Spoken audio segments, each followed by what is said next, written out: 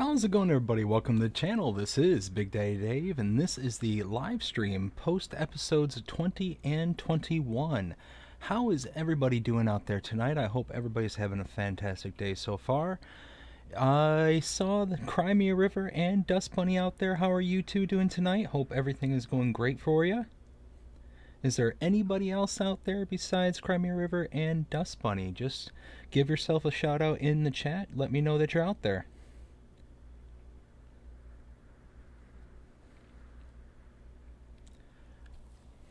So just gonna kind of hang out for a few minutes, let people kind of trickle in now that the stream is officially starting, and just kind of go from here.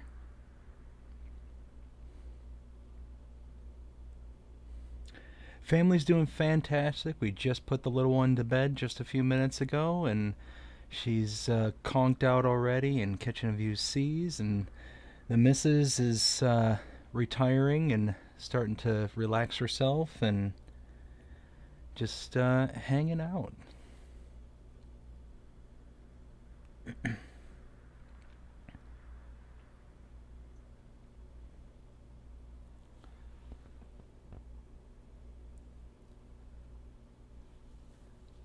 And like I said, I just want to wait a few more minutes, see if anybody else kind of joins the group here, and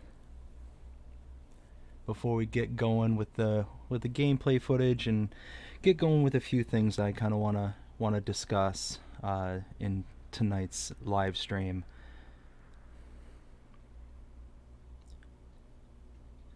But I'm so glad that both of you were able to join tonight.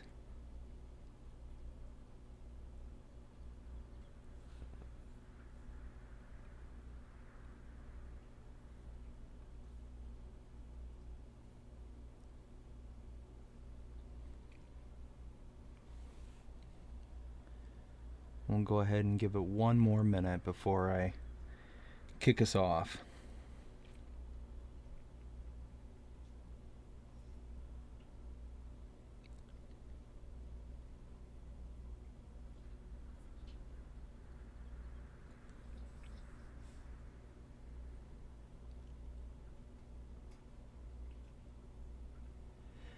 So other maps that I play, at the moment I've been really just kind of heads down on the Let's Play series and the map tours and all that. But I do have a couple of old save files that I really haven't touched in a while. One on Adelshoven and another one on, oh goodness, why can't I remember it? It's by Alien Jim. Western Wilds. That's it. Those two just been kind of messing around on, whenever I get time, but between the family and YouTube and all that, really just haven't had the time and really the inclination to do much else. I've been having so much fun doing YouTube and hanging out and talking with people that those have kind of gone by the wayside for the moment.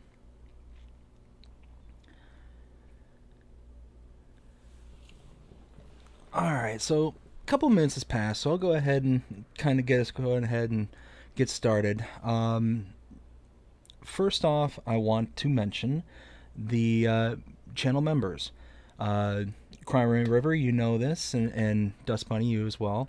Know that we now have emojis for the channel. That's able for members of this channel to be able to use whenever they want.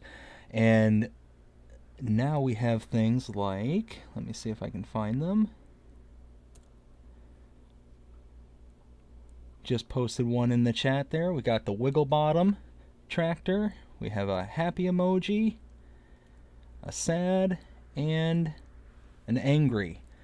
Those are the four that we have access to, and I am currently in negotiations with an artist to be able to come up with more emojis as time goes on, as well as channel badges for our members and the length of time that they are a member for. So really looking forward to pushing those out once they become available. I was really excited when these ones were finished and they were available. Just very, very cool.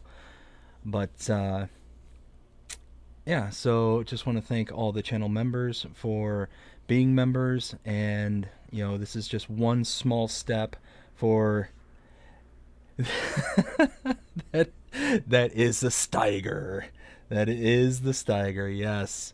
So Predator Studio was the company that I used to go ahead and make these emojis, and I think they did a fantastic job. And I ended up using the modern case Steiger as kind of the template for the emojis, and just explain to them the kind of several emotions that I wanted to be able to to have available to everyone, right from the beginning. As I mentioned, there's going to be more as the channel continues to grow. But yeah, we use the Steiger as the template, and we had to have the wiggle bottom as one of the emojis available for everyone to use. So yeah, very, very excited for those. But I wanted to move very quickly to a little bit of uh, somber news. Uh, Dust Bunny and Crimea River, I know you two are well aware of this, as we've communicated a few times this morning. But I wanted to kind of put this out there for anybody who either comes into the uh, live stream, as well as anybody who may watch it later. Um, we in the farming simulator community have lost one of our own. It came to my attention yesterday during a map tour that a modder by the name of Richie F had passed away. I don't know any of the circumstances, and I don't know Richie, um, but I did do a bit of research, and according to the map that was released yesterday, that said that they were a modder from all the way back to FS17, which caused me to dig into what other things I may recognize them from. And they were actually very active in FS19. They made several maps for FS19 that I recognized as soon as I brought them up and found them, recognized them right away. But they created maps like Dreistelhof, Kleinstenheim, 2K21, Merlot V2, Machamp, uh, Oberkrabach, and Oberkrabach Modular HOF were the 6 maps that have their uh, tag as the author. And they were also responsible for making a couple of mods as well for FS19, the Timbered Farm Pack, the Cow Pasture, the Placeable Farm Silo, actually 2 Placeable Farm Silos by the same title. But it just got me to thinking of how people that we have never met in our lifetimes have actually had an impact on us. Whether they were whether, like in this situation here, where we may have spent some time playing their maps, using their mods, just kind of tangentially, kind of bumping into their path kind of thing, or if you know them, in real life kind of thing. It's always tough and hard to whatever degree a person to, think how you've lost somebody, and to think that they were such an involved member in FS19. Like I said, those 6 maps, I'm personally well aware of, played on several of them throughout my tenure on FS19, and it just kind of got me to thinking, after realizing who they were and what they were responsible for creating, how they impacted my life personally. They gave me a platform to play on, to relax and all that stuff. And I realize it doesn't matter how little somebody may have an impact on your life, in like the actual like physical sense, but oftentimes those people who just kind of are there in the background have a very profound touch on lives as well. And I wanted to thank Richie F. for all that he contributed to in this community, him giving potentially hundreds, thousands, tens of thousands of hours of playtime, of relaxed time, of enjoyment, of smiles, of sadness, of sorrow. All that stuff was, you kind of take for granted the impact that the people behind the mods and the people within the community have on your individual life. And I just wanted to kind of take a moment, thank Richie F., pass along my condolences again to his friends and his family. From what I could gather, Yogi, who created the map that released yesterday, either knew them in real life or was part of a modding team with Richie F. And they picked up where Richie left off with the FS17 version, now the FS22 version of the map that released yesterday. And like I said, I just wanted to pass along all my condolences, and I hope that his family are, as well off as they possibly can be.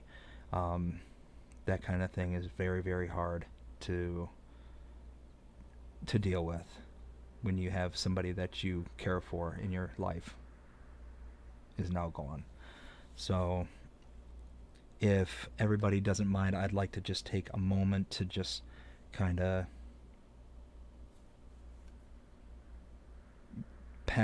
just have a moment of silence, just to have, that kind of moment for them.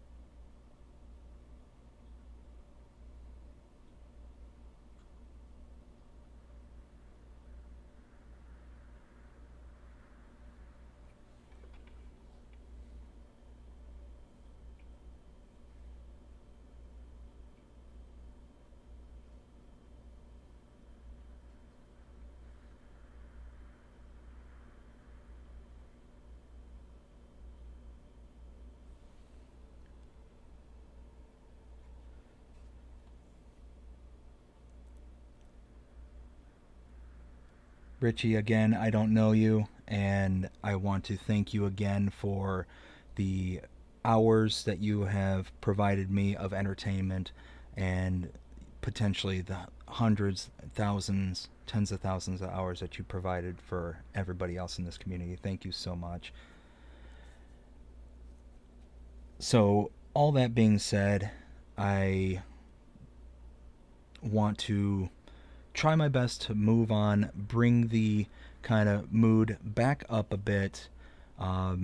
It's really hard to lead off with something like that, but I wanted to make sure that I paid the respects that somebody in this community deserves, who, as far as I'm aware, does a job that is not free, is often thankless, with the few exceptions of the brief interactions people may or may not have through venues like YouTube and whatnot. So I wanted to make sure that there was a recognition of some sort. So now let's try our best to move on and bring the tempo up just a bit. So with the backs of 20 and 21, those episodes being done, you can see we're now down to about $90,000 in the bank. With all that, we have accomplished so much over the past couple of episodes. Oh man, my mind is kind of drawing a blank as to all the stuff we've done. We got all the fields cleared out, ready for planting for next season's worth of crops. We got, in the previous episode before that, we harvested all the sugar beets. We got them loaded and chopped into the refinery. That's chugging away in the background, which reminds me, let's go ahead and take a look at that.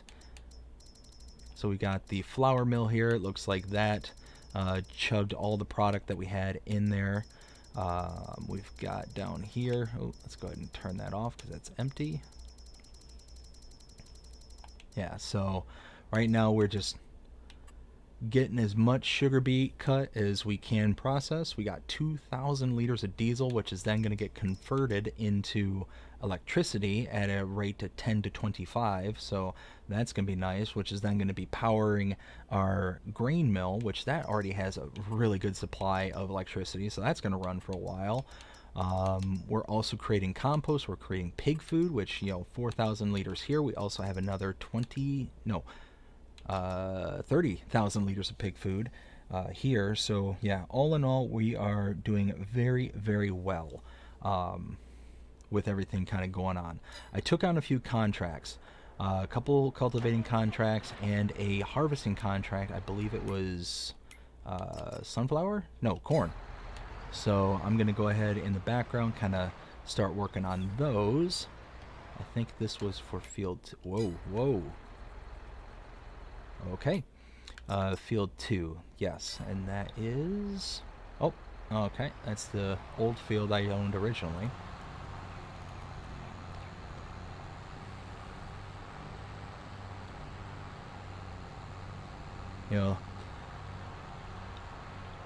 I'm sorry if at the beginning I kind of brought the tempo of the stream down, and it's not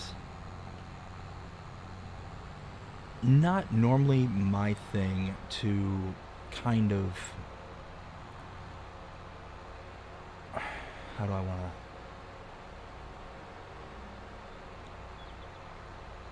when there's somebody who I don't necessarily know or have ever met in real life, I'm always sad when you lose somebody, because they're human, they have family and friends that cherish them and whatnot, and that's always sad. But it's never been a thing that really kind of led me to kind of think and ponder as much as I have over the past 24 hours or so about the subject at hand. So I just kind of wanted to kind of clear the air, and again kind of put it out there to people who may not have known, because not everyone will download that map, or not everybody will be able to have recognized what was going on. And I'll be honest, I had no clue when I was first working on that map and trying to do the tour. No idea what it was.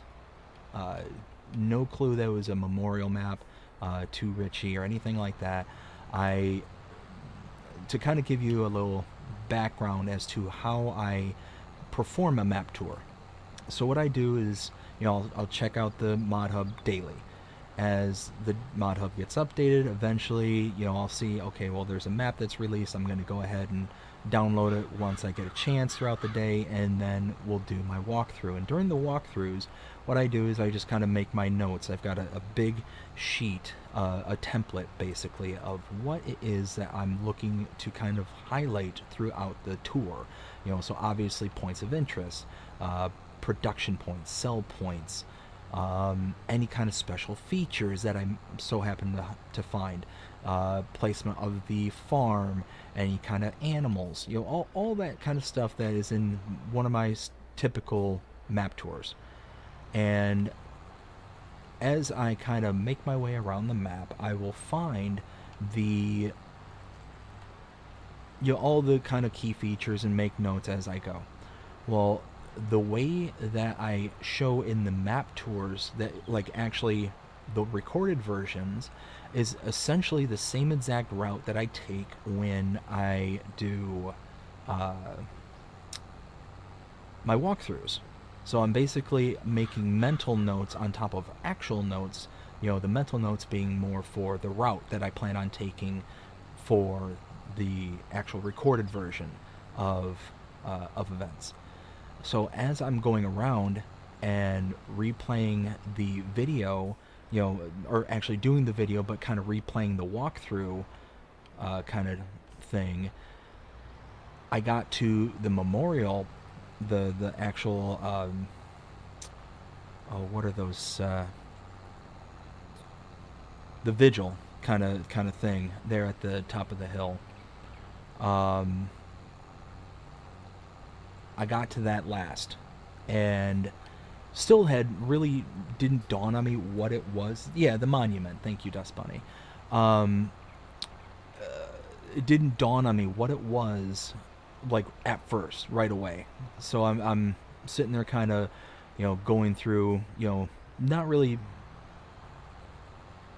understanding what it is I'm looking at. I saw on the map once I got to it and clicked on it, as a kind of marker, that it said monument. So I'm like, okay, that seems odd. I'm still not processing what it is that I'm seeing.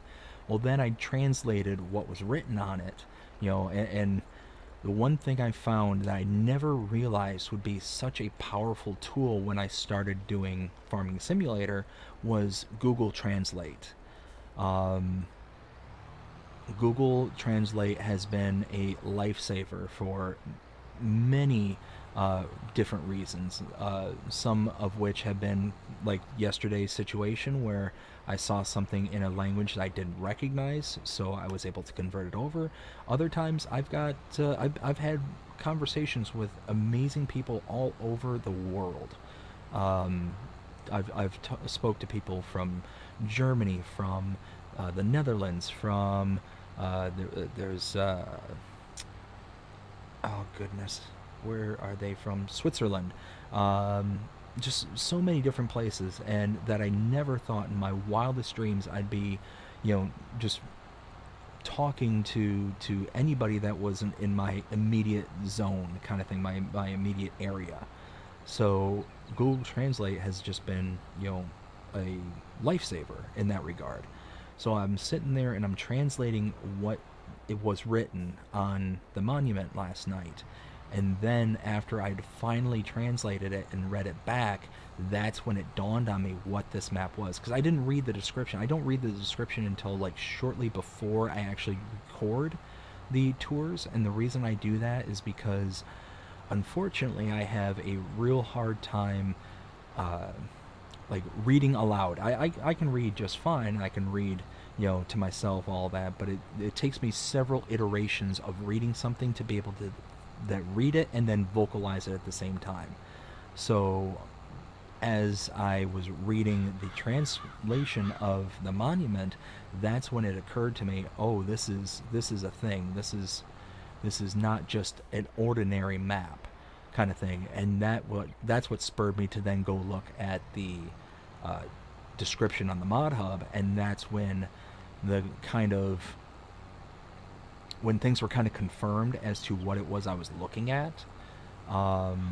I then decided in that moment that this wasn't going to be just a normal map tour, one that I kind of go through, really kind of talking up or talking down a whole bunch of, features or the way things look or anything like that. I wanted to make it to where it was a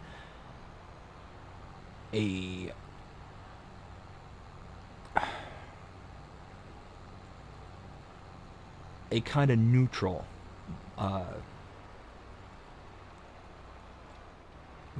tour.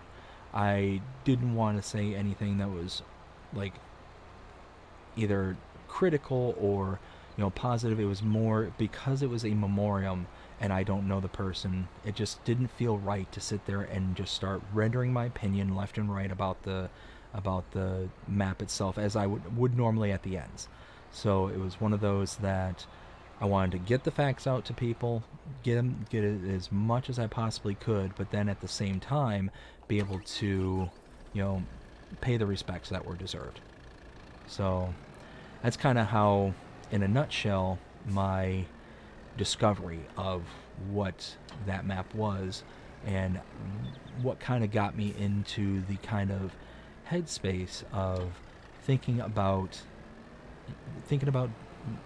losing a loved one, and whatnot, and just got me thinking about just life in general kind of thing. Where's this one? This is 42. So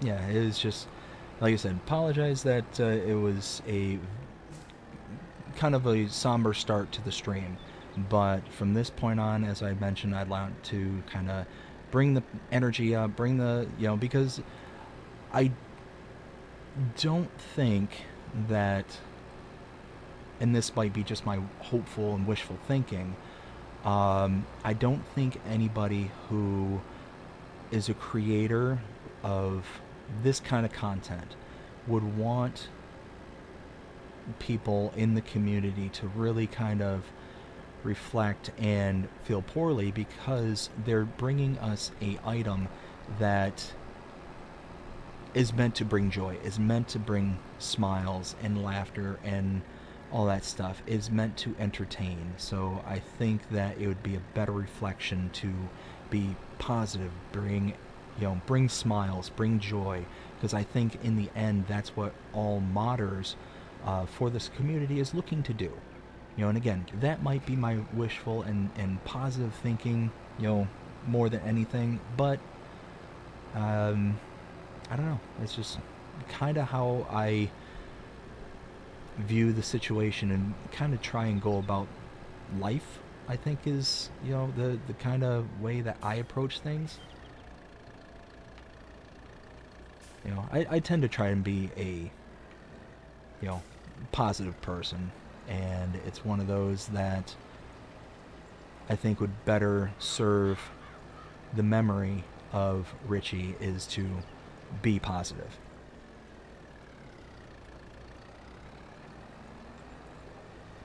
Let me catch up with the chat here. Well, thank you, Dust Bunny. I appreciate that. It was kind of an odd place to be, because obviously I'm in the position where I want to create the content, but I don't want to seem like I'm being, I don't know, opportunistic. Maybe that's the right word that I'm looking for. And that's why I felt that it was more appropriate to just do it the way that I did, rather than try and do a typical map tour.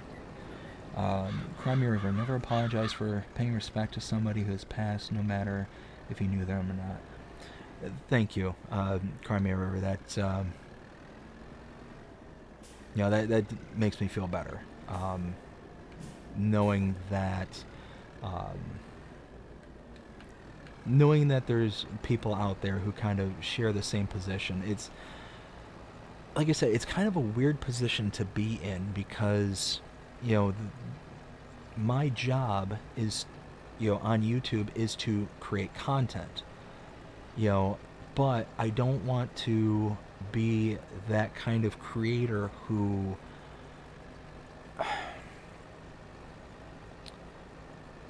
for lack of a better word, and fortunately I can't think of a better way to put this, but I don't want to be a creator that kind of sells their soul to get clicks, get likes, get all that stuff. I joined and started doing this channel to put myself out there, for one. I thought I could create a product that was beneficial to the community that I like and that I want to add value to, but I never wanted to do something where I would feel like I was compromising my ethics and my morals. So that's also the reason why I kind of took the approach that I did. So it was just one of those that in the end, although it was a kind of odd position to be in, I wanted to still do it because I felt that it was, you know, respectful, and uh, was able to highlight this because, again, not everybody reads the descriptions in the mod hub. Not everybody is going to, you know, hop onto the map and look at it from, okay, what are all these individual icons, what are all these, like, there might be somebody playing that map right now that has no clue as to what the map truly is, kind of thing. So that's why I also wanted to discuss it here, was, you know, it just creates the opportunity to bring more awareness to what that map is. And, you know, somebody, Yogi, you know, obviously poured a lot of passion and heart and soul into that, and must be, you know, in a tough position themselves. They either knew them in person or was part of a team that they actually interacted with each other. So they wanted to pay their respect by making sure that they brought something to the game that they obviously had passion for, that was from years past.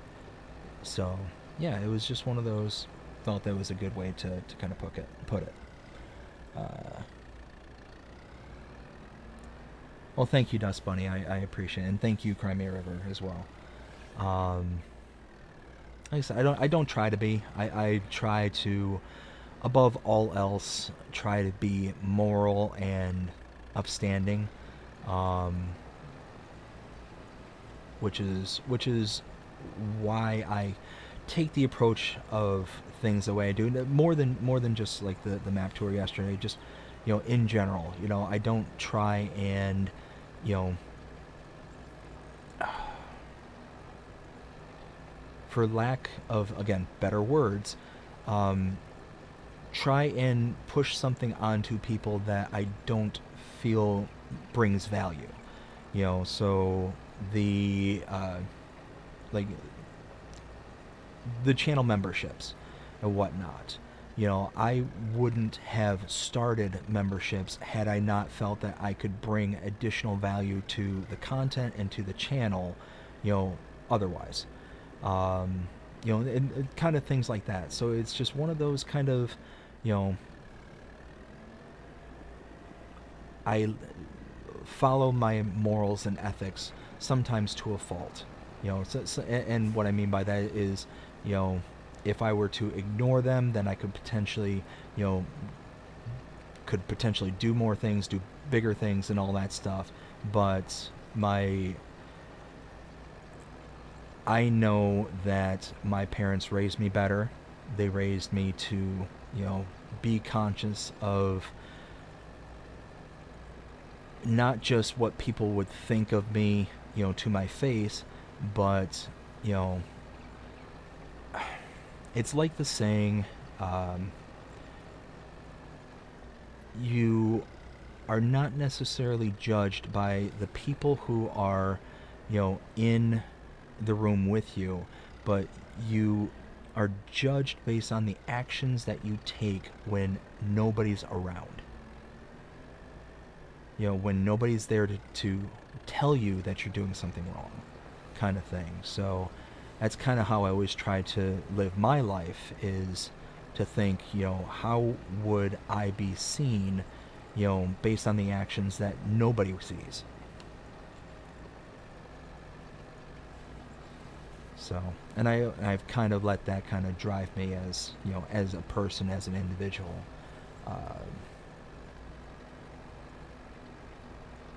Words are hard, yes. Especially when, you know, it's a subject like this. This is, I want to make sure that I'm speaking as precisely as possible, with this kind of topic. So I don't want to, you know, do what I sometimes do, which is to use imprecise language. I want to make sure that I'm speaking with, you know, the correct words in the proper context, so that, you know, somebody doesn't come by later and thinks I'm saying other things than what I'm truly trying to say. So anyways, let's go ahead and pick this back up. I'm sorry, I revert back to things. So anyways, let's pick this up. So 2 contracts going, 2 cultivating right now. Let's get this going though. Let's get the harvesting going. So this one, where was this to? This was 36. Okay, and that, whoops. Okay, we can get there from here.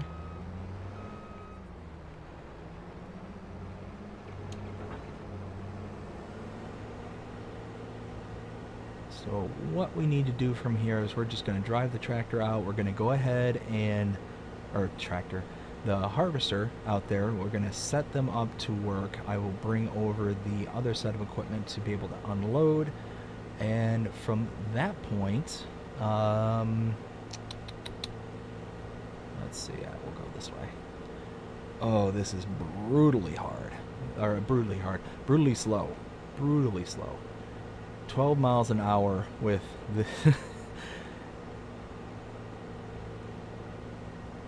let's see, always speak what's in your heart. I'm getting ready to turn. It's always speak with what's in your heart. You'll never have to worry to say the wrong thing. Oh dear, looking away. That was apparently my best Monster Jam impression. Remember those, what was it, like Bigfoot and Gravedigger, the monster trucks. I thought it was, if I remember right, the big event every year was Monster Jam. Again, it was that same vocalist who did the Steiger. They would do the old Monster Jam commercials from way back in the day for the monster truck rallies. Steiger. Sunday, Monster Jam. Oh my goodness.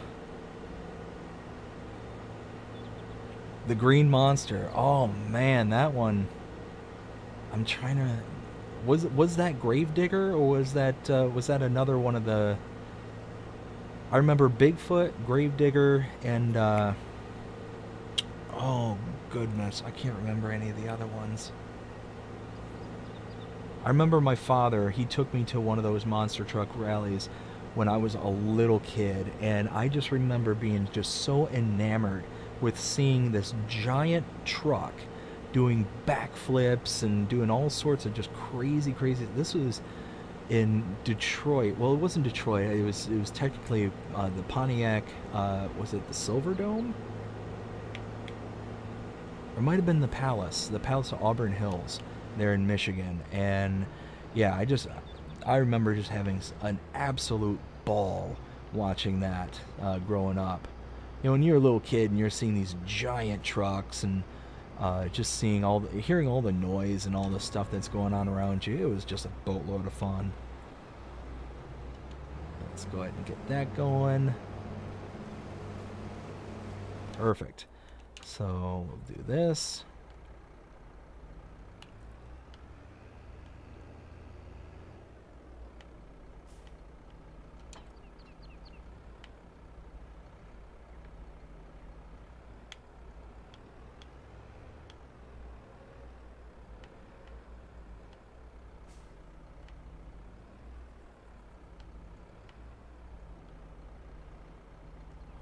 That up like that.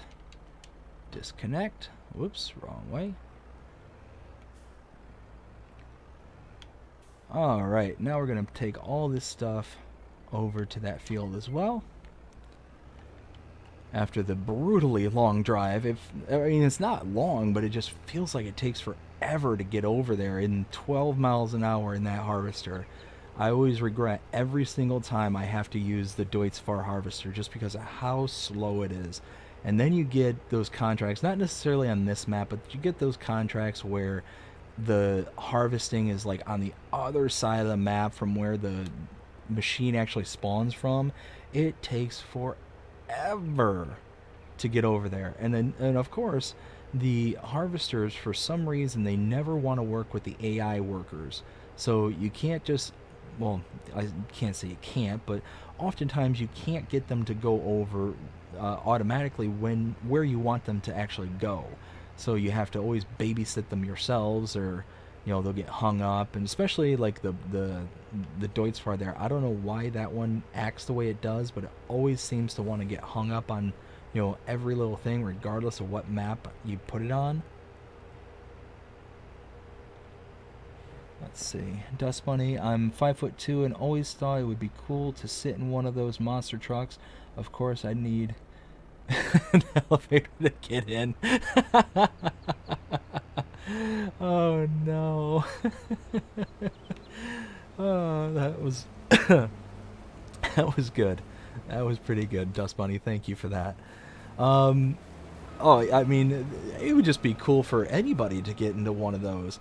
I actually saw a video, it was a long time ago, and it was a nun who got to drive one of those monster trucks. It wasn't like any of the well-known monster trucks. I think it was for the show Top Gear, maybe?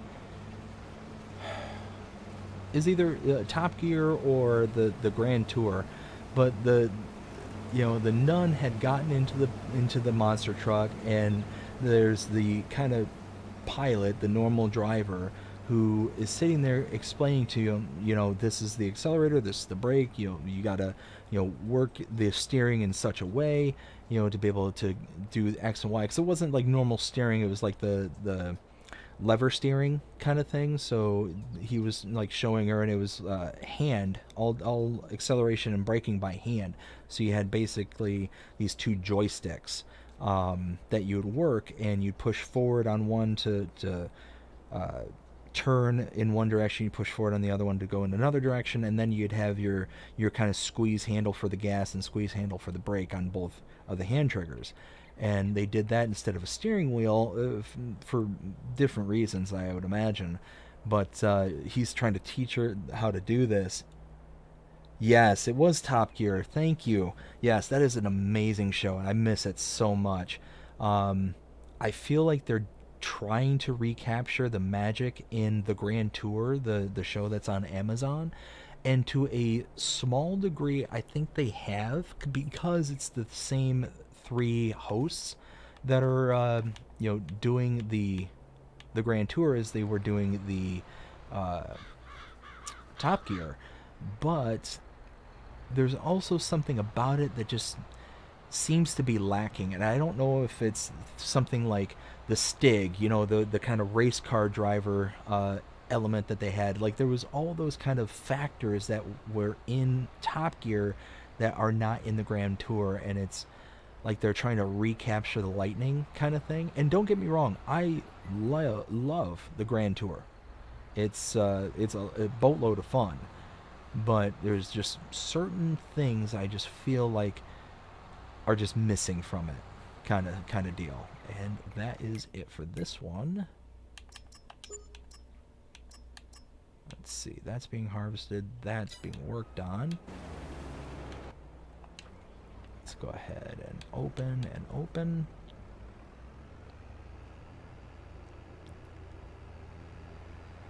Yeah, some of my favorite episodes of like Top Gear were the specials, where they would just drop them off in the middle of nowhere, and they would just make their way through some random country kind of thing, and it was just the three of them, oftentimes just kind of through the sweat of their brows, or and just the kind of chemistry and magic that those three have,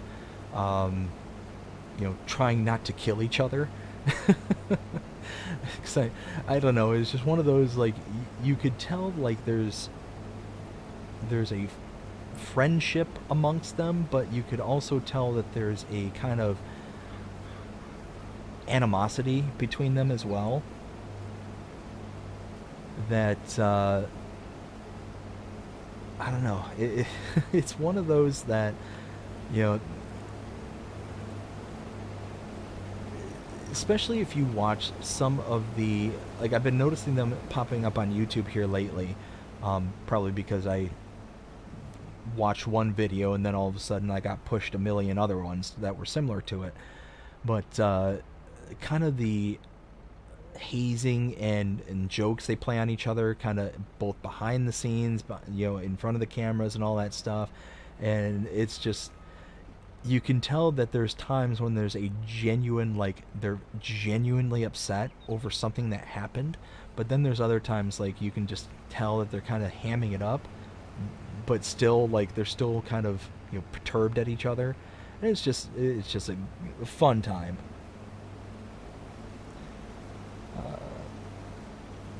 Jody, how's it going? Glad to see that you were able to join us. Let's see. It was usually Richard. It was usually Richard who get the short stick. In more ways than one. Yes. In more ways than one. Yeah. Poor Richard. He would, and I think that's also because he was the youngest of the three, that he would always kind of get those really weird, not necessarily weird, but those, those kind of more harsh requests kind of thing. There we go. All right, let's go ahead and deliver this. This is going where? To the GCA? Okay, so that's up in the...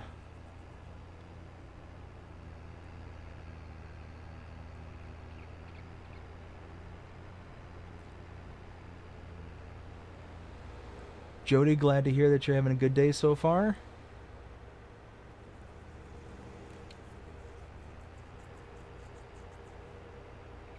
You joined us at the right time. We're in the kind of high energy part of the live stream. It was a little bit slower at the beginning, a little bit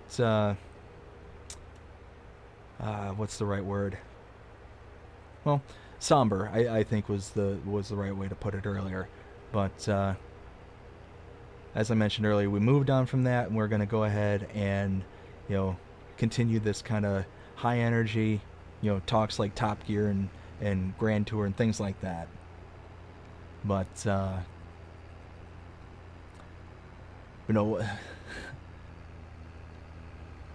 you're on Bucks County. So I like that map, the FS22 version. I think it's a good version, but the FS19 version I absolutely adored. Everything was custom made. The barns were all custom, and I think, unfortunately, I think I was spoiled on, well, we all were really, for the FS19 version. And the FS22 has a lot of the kind of stock barns, stock buildings, and all that stuff. And it's my hope that through maybe some iterative growth that we'll see it kind of, build into that kind of, that charming character that it had back on the FS19 version. No, don't get me wrong, I don't think it has to be like an exact replica or anything like that, but, it's one of those that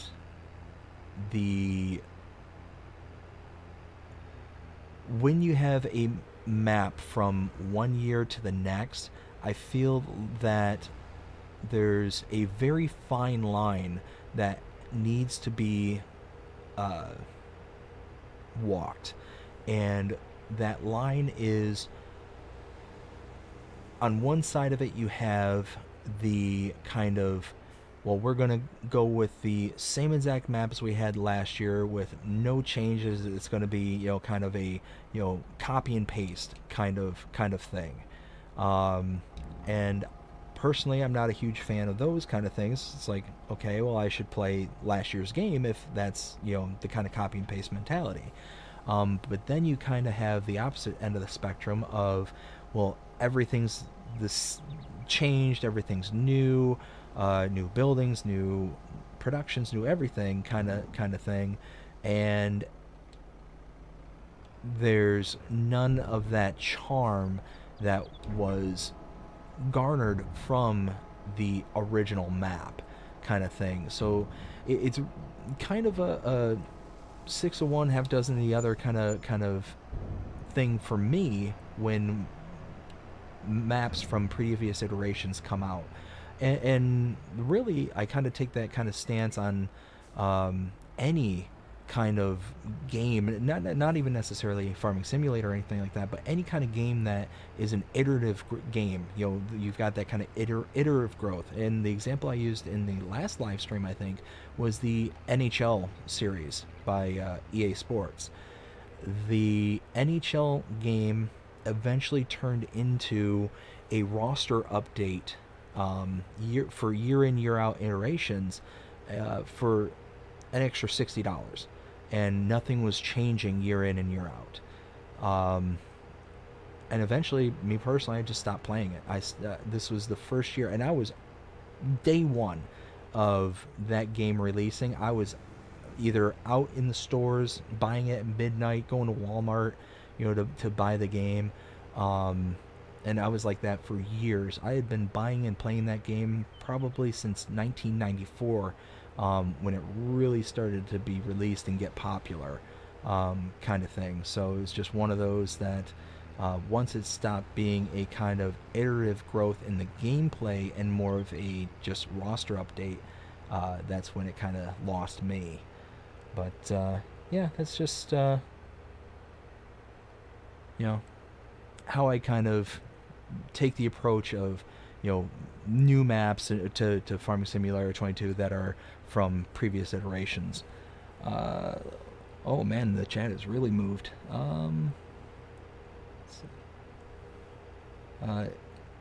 Is that a big map or regular size? So Bucks County is it's a 4x map, so it takes up 4x.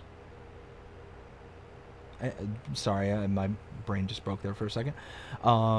It's a normal size map, so it takes up the entire game card screen, but it's got it's the American style with irregular shaped fields that range between medium to large in size. Your main starting farm, if I remember right, has 4 starting fields. 4 starting fields, and they're all irregularly shaped. They're very unworker friendly. A lot of opportunity to kind of modify and update the fields to kind of suit needs and stuff like that. So it's got a real good kind of look and vibe to it. I just did a update to it. Not I did an update, but I did a map update video for that particular map because what was this? Was it Tuesday? Today's Thursday. I think it was Tuesday when that update came out. Oh, you know what? Why am I driving this? I don't need to go with it. Oh, and the cultivating's done. Boop, boop. Let's see. Let's see. Yeah, so the modder definitely put a lot more into the FS19 version.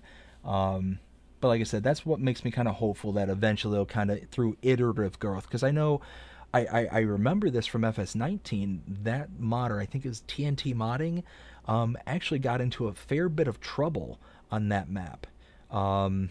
They ended up at first using a lot of names that were actually based in the area that map is supposed to be taking place in, the Bucks County. So they used a lot of the actual agricultural stations and gas stations and the actual physical names of or the actual, not physical names, but the actual names for the businesses in that area, and they had to roll that back out.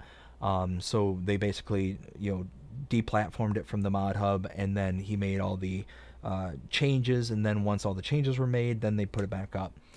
Then they got into trouble again because what had happened is before FS22, it was very much frowned upon for mods and stuff to have this kind of unrealistic aspect to them. And TNT Modding was one of the first modders to really kind of, go full bore on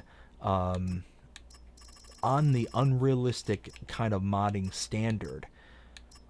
As far as I remember, because I believe they did like things like Eureka Farm back in FS19, and that one also had a lot of back and forth to it too.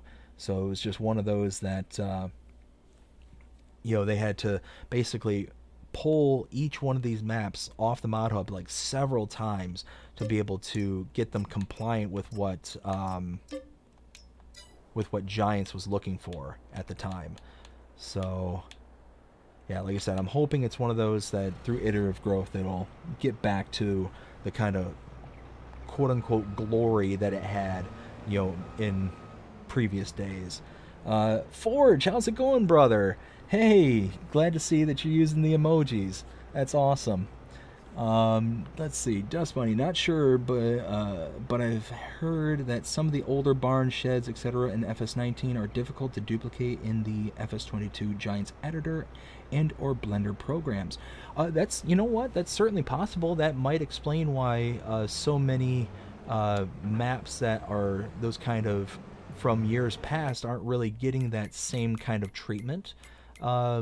Yeah, that's certainly possible. I personally have not heard anything about that, but I would love to hear if that's if that's actually the case or not. Field 18. Okay, so that's that's that side route just south of here. Let's see. So Forge, how's it going, brother? Glad you were able to make it. Hopefully everything's going well for you. Let's see.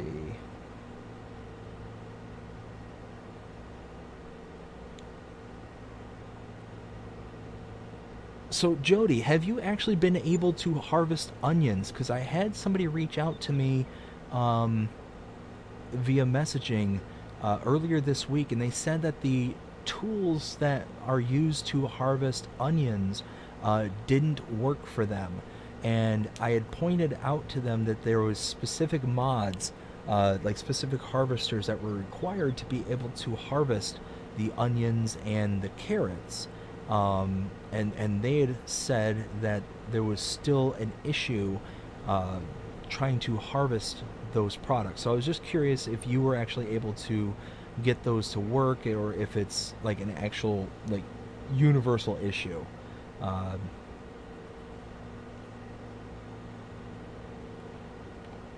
hey, there's a tree in my way. It was a doozy of a day. Oops. I heard some eyes were swollen at TPA. Yeah, I know TPA, there was a bunch of issues going on, but I'm not quite sure of all the details behind it as of right now. I just know that there was some... Oh! Sorry, it took me a second. Yes, there was definitely some swollen eyes at TPA. Whoa, why did that not... Oh, it's because it's not open.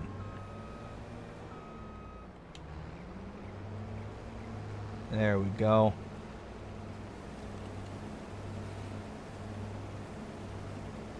Yeah, sorry. It took me a second to realize what you were referring to there.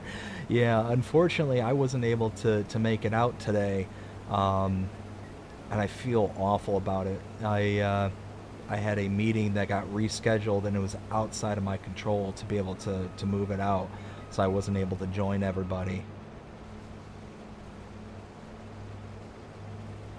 Let's see. Yeah, so I knew it was one of the ropas that had been modified to be able to take not only to take the onions and carrots to hold them, but there's also the ropa header. And I had explained that in the communications back with this person, and unfortunately I can't remember their name off the top of my head.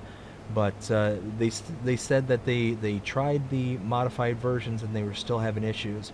But if you're not having any issues, then yeah, then I don't know what issues they were having, which is, maybe they had the modified Ropa harvester, but maybe they used the improper header.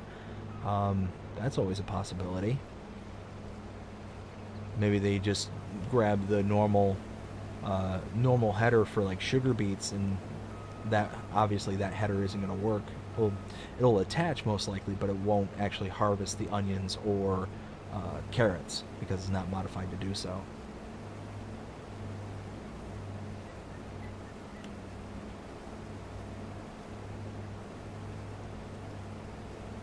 Alright, so we'll just continue to do the headland here, be able to kind of make our way around and give the worker enough space to be able to continue and pick this contract up while I kind of get everybody else in place. So I am in the process of making a couple of decisions regarding future product for the farm. I have the kind of spring planting season in mind for those because that's the next one that becomes available. And I'm not 100% certain as to what product I want to put into the fields going forward. I've done the sugar beet, and I'm not sure that I want to do like a potato harvest, because it's so similar to the sugar beets. I'm leaning towards potentially what was it? Nope, wrong screen. I'm leaning potentially towards either corn or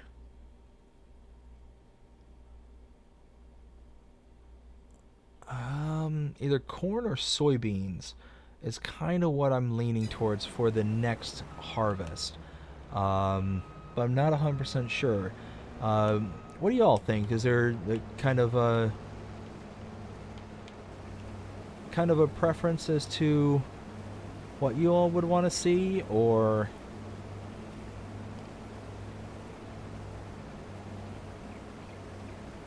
it's really kind of any one of those? I mean, I don't know, maybe potatoes would be a good one to do too, because I've got the forage harvester so I could pick them up with no problem, and they make another kind of rip up from the ground and place on the ground tool like I've got for the sugar beets. I don't know. No, maybe I should do a... So, most likely I'll continue down the path. Oh, you know what I could do?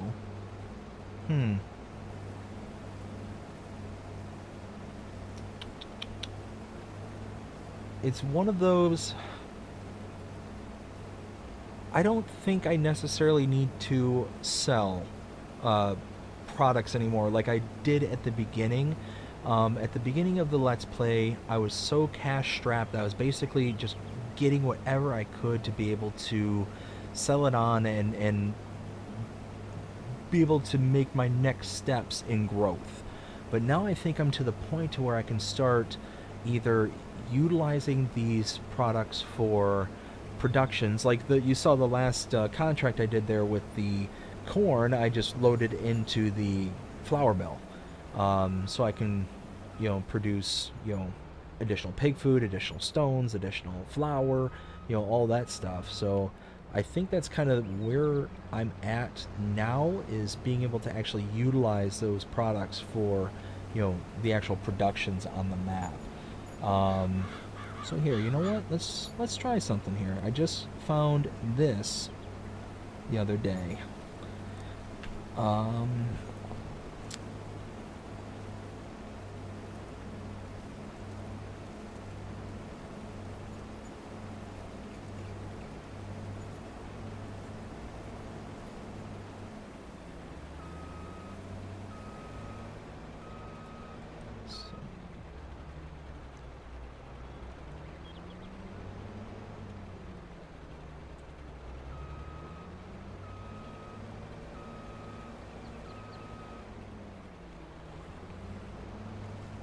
There.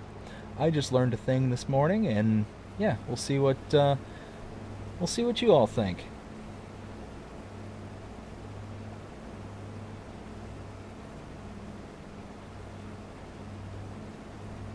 There we go.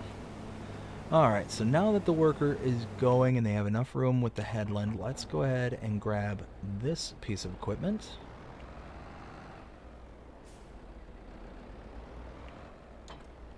Let's go ahead and have the worker bring it down here.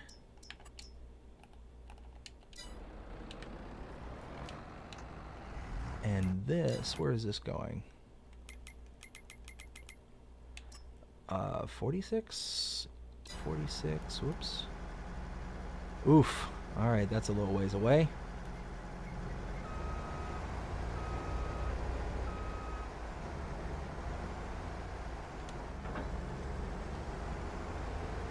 At least we're going 2 miles an hour faster than the Deutschfahrer.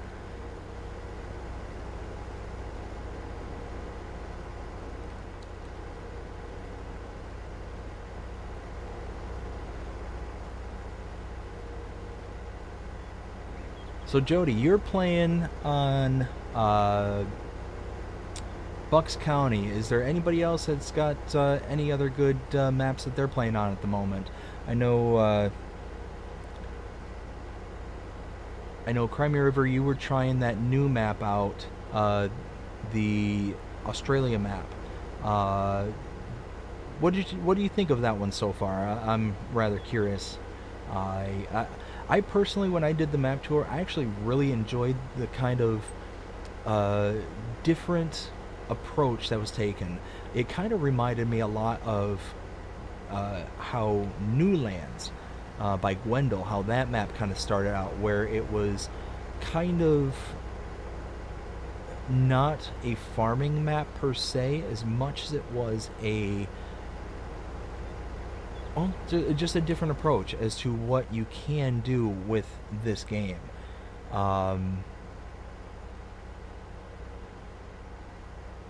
yeah, it's, if you haven't seen that map tour, check it out, because yeah, I just think there's a lot of really cool features on it. And I actually just heard from the map creator today.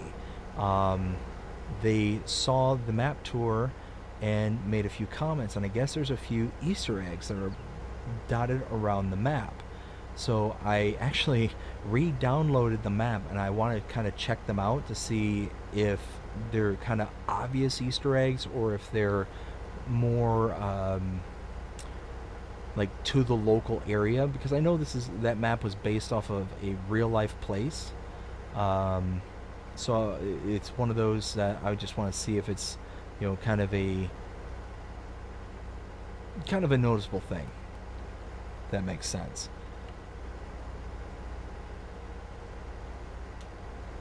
And unfortunately, I didn't have time to respond to them yet, but most likely I'll do that sometime after the stream. And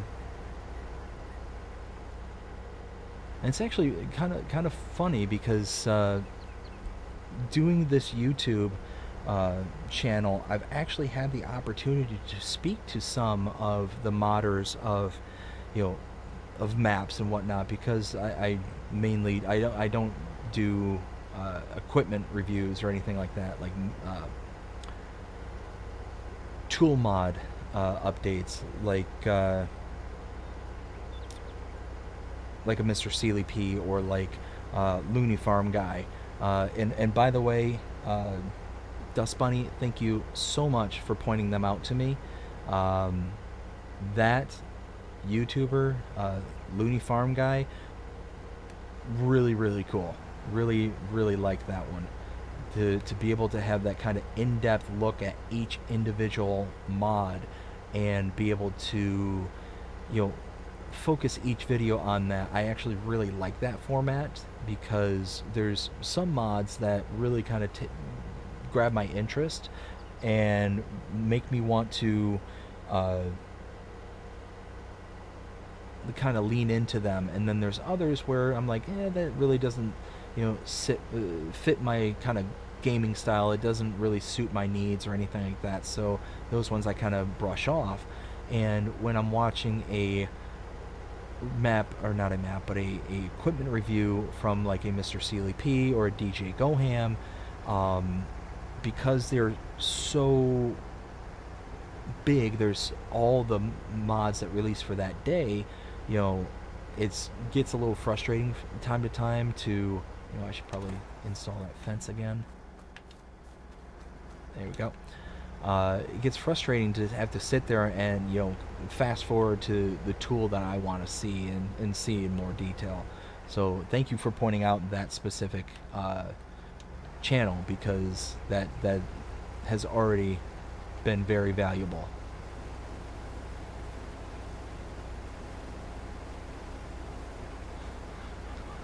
Let's see.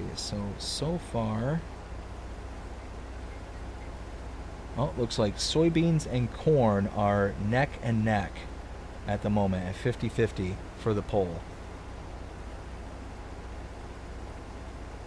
So hopefully we get at least one more person that wants to take a vote.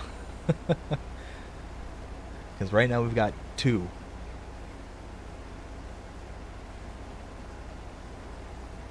So if anybody wants to make their voices heard, now's the time. Dive in and let me know what you think. Let's see, Crimea River. I only worked on it for a short time today. I did exercise the horses and tried my hand at the grapevines. So, if I remember right, you said this is the first time we were really kind of tried the grapevines. What do you think of that whole process? I know when I tried it on other maps, it was not the greatest of experiences, simply because of how the way the vines work. You've got those poles and catch points all throughout the vine itself, the kind of, not lattice work, but the poles, the poles that are there keeping the vines up. And I would always get hung up on all those poles, whether it's harvesting, whether it's the pruning machine. I mean, the pruning machines were a bit more forgiving because they kind of have that not articulation point, but that kind of gliding mechanism. So they slide in and out as you kind of drift in and out from the pole. There's also like the plowing. I would always get hung up on when I was plowing. One trick that I did learn is you don't necessarily have to use the sprayer, the fertilizer sprayer that they provided. So the kind of mister sprayer that they have, I think it's the Hardy 4000, if I'm not mistaken, 4000L. You can use like a fertilizer spreader, like one that would hook onto the back of a tractor, like the well, here, you know what, instead of trying to describe it, I can just show you, like one of these, like the Amazon ZATS 3200. You can use one of these to fertilize those fields and those vineyards, which, you know, has an increased range, has increased capacity, you know, things like that. So you're not only having to do like the immediate 2 vines that you're closest to on the tractor. But again, if you're looking for like realism or things like that, then you can use that, obviously. But just a little shortcut that I found, kind of deal. Yes, the vineyards on that map are massive. That is the first thing I noticed when I started doing that tour. And actually, that's what led me to kind of take the screenshot that I took.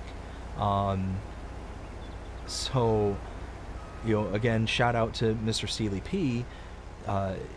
He recently did I think it was a top 10 mods list. And I ended up watching that and saw that one of his top 10 mods was this a fire truck mod. And on the fire truck mod, it has the actual working ladder that you could pitch the ladder up, and it goes up like feels like a mile into the sky. But you can climb on top of that ladder, take it anywhere on the map, and you can get those real nice aerial shots. And I always wondered how in the world, as a console player, is he getting those? For the longest time, I just was stumped as to how that was even possible. But then he, showed that, and I was like, now that makes sense, because I thought he was using like the build mode, and doing something like this where he was, taking a bird's eye view in the build mode. But then it didn't make sense to me, because then the aspect ratio for the thumbnails would be off, and everything would look really stretched out once you got it out to the final thumbnail size. So it just, something just didn't add up when I was trying to do everything. And then finally he showed that, and I was like, oh my, yes, finally I understand. And yeah, but with that kind of grandiose house that you have as kind of your sleep trigger, and with the vineyard in the back, that's why I did that specific shot, is I wanted to be able to capture not only that house, but then the vineyard that was behind it, and just how massive it was. I also kept getting hung up on those poles and was getting myself, yes, that's eventually what led to me to really kind of reel back from doing vines and groves and things like that, was the fact that I kept getting hung up on things. And then there was a modder, and unfortunately I don't know which one did it, but if you're still wanting to kind of get those products, I mean, there are greenhouses and stuff out there that allow you to grow those. Those are fine. But under productions, is it orchards? Yes, here it is. You've got the olive grove mod here, where it's from the olives and olive picker mod, and it's the same one you get to use for the shaker equipment. This one here, olive.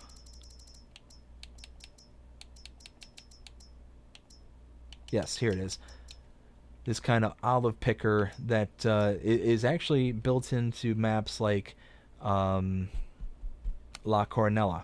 La Coronella has this exact equipment built into it on its map, to where you put down the trees as like your grove, and then what you do is you use this olive picker to go up to the tree, wrap around with the red bumper there, so you can see, well, in this case it's now yellow. You wrap that bumper around the trunk of the tree, and then you unfold this umbrella, and what that bumper does is it just oscillates back and forth at high speeds, bumping into the tree, shaking it, and all the olives just kind of poop fall down into that little collection bin at the bottom. And it's a really nice way that if you don't necessarily want to do olives via a greenhouse, and you don't want to do them in a grove, this is a cool alternative to be able to do it that way. Now, the one thing that I will say, if you do choose to do those, is the modder has explicitly said that if you use the grove, what you need to do is place the grove, save, and then leave the game and come back into it, and that will make the actual tree itself into a collidable object, to where if you don't do that, it's just kind of there in the ether. Oh, pedestrian.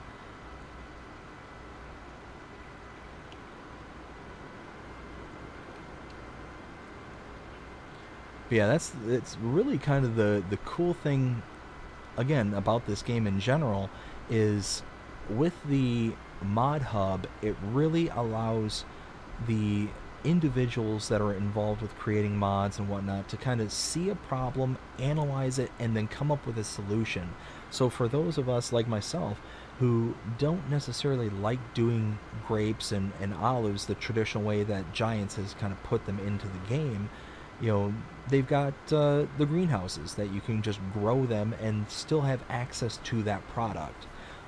You can also buy them from certain mods in the shop menu. You can do all sorts of stuff, which is really, like, really nice, you know, for, like I said, for those people like me who don't necessarily like to do the process, because it's not that user-friendly kind of thing. Yeah, it's, again, me crowing about the awesomeness that is this game. I will forever, you know, hold this game in high regards, simply because of how universal and accommodating it can be.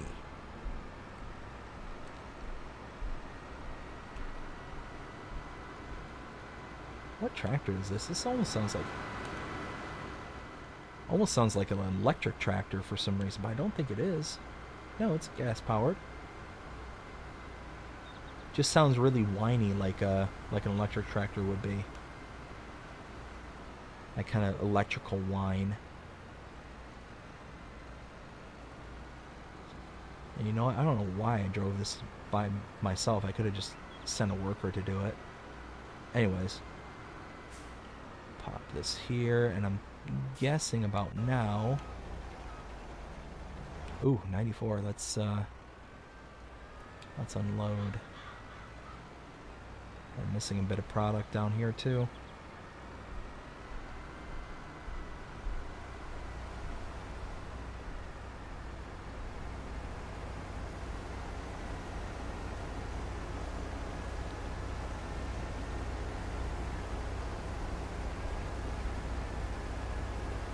There we go.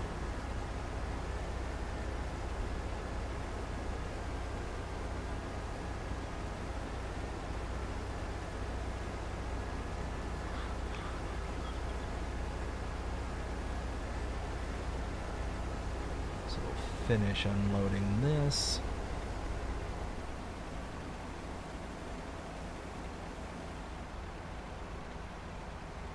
Let's see. Sounds like olives would be easier to grow and harvest. Yes. Yeah, olives and grapes are so much easier just to grow. Like, there's so many mods that you can just grow them from. Like here, productions, greenhouses. So you've got like this one here, the fruits greenhouses, where it does the normal tomato, strawberry, lettuce, but it also does olives and grapes as well. You've got this one here, the grape orchard, which is a production that allows you, with all those various inputs, you can just grow grapes. Let's see, there was another one. Was it this one? No. Ah, this one, the grape and olive orchard. So this one you can just grow both of them at the same time. You have a left side discharge and right side discharge, and I think that's it, or at least from the mods I have downloaded. And whenever I saw the grapes or olives, you know, being available, those were the ones I kind of, you know, downloaded right away, because how much I did not like doing the grapes and olives themselves.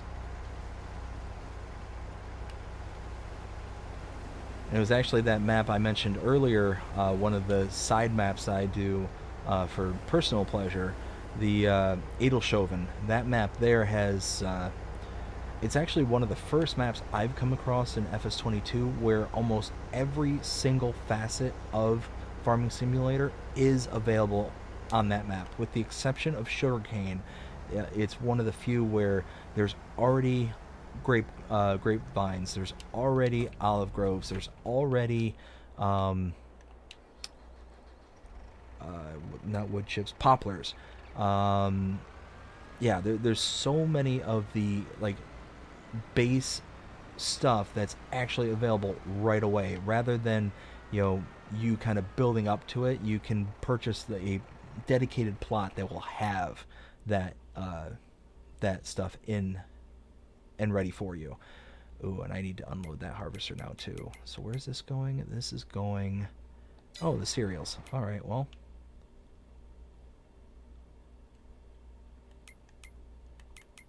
yeah, okay. I just want this to go there. I don't want it to dump it out. So, sweet, that worked.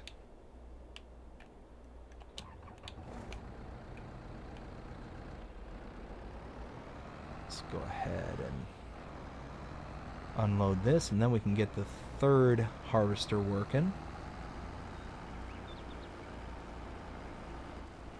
Let's see. Omatana has a grape orchard and olive trees as well. Yes. Yes, Omatana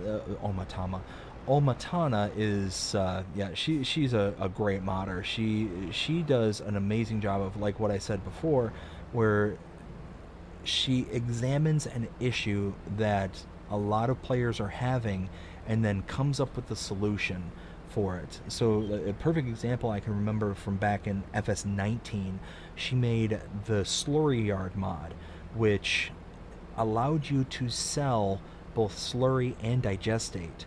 And I cannot remember a mod prior to hers, and that's not to say it didn't exist, but I don't remember one where prior to that coming out where you could actually try and sell digestate. That was just one of those products that you had to use on your fields. And at that time, when I was still relatively new and really wasn't too sure about digestate and wasn't really buying the BGA to produce it and all that, really just didn't have the wherewithal to do anything with that product. So I just wanted to just sell it. And I remember there was a map, it might have been Felsbrunn, that I played on, where I eventually bought the BGA and I had just packed it full. It was 100% full with digestate, and I couldn't do anything with it because I didn't realize I could use it for my fields, and I didn't realize that I could do like anything with it other than that. And then once I realized that I could sell it at that slurry yard, I made millions upon millions of dollars with just digestate. It was also because that particular mod had a very elevated sell price for that product, so it was very, very nice to use it. What am I looking for? Field 60. Where are you, 60? Somewhere.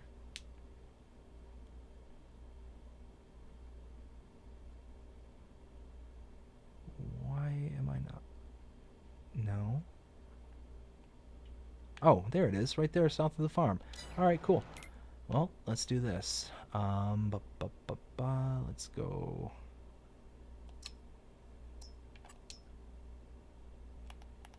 There we go.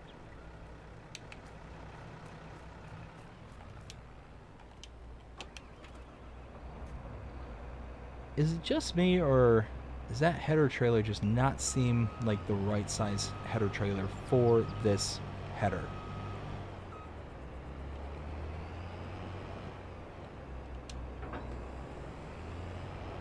One thing I do like about this header trailer is this kind of unfolding mechanism it has. So if you unfold it,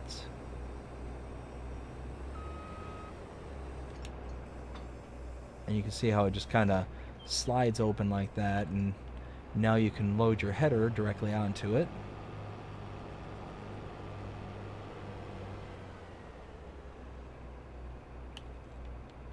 No, I guess this proper size header for the trailer. So, oh no, no, no, no, no, no, no, don't stop doing things. Alright, so I think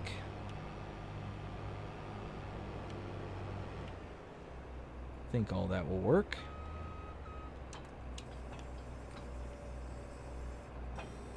Okay, so far so good. Nice.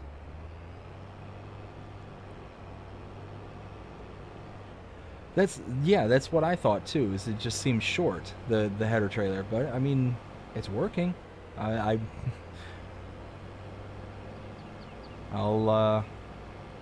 certainly take it. I mean, really, I kind of have to take it. I mean, that's the only thing they gave me. So not, unless I was going to lease out some more equipment, then... Ooh, ooh, ooh.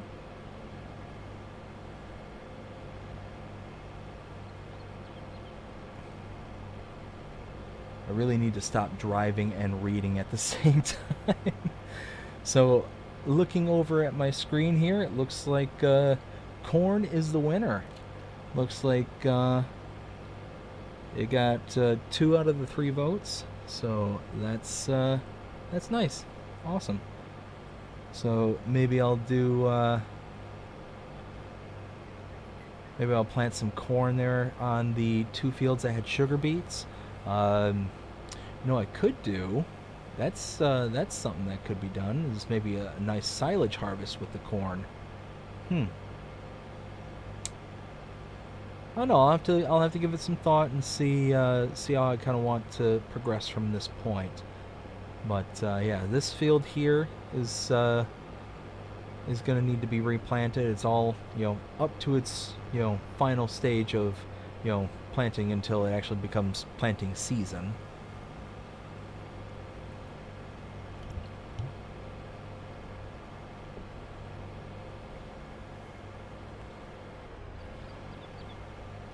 Let's see. So we'll go ahead and, you know what, we'll just get the equipment over to the field. I won't get started on this one just yet. I'll go and return, or not return, but turn in some of the product that I've collected up until this point, because I think the one tractor should be at its delivery destination and the other should be ready to... Oh. Well, that's kind of a not so nice thing that worker did. Oh well. Park right here. Alright, perfect. So let's turn that on. So this one, if I go and deliver this, I've got 5,296 liters, which means I should be able to keep around 520 odd liters, give or take. Because it's roughly about 10% what you get to keep. So let's start overloading.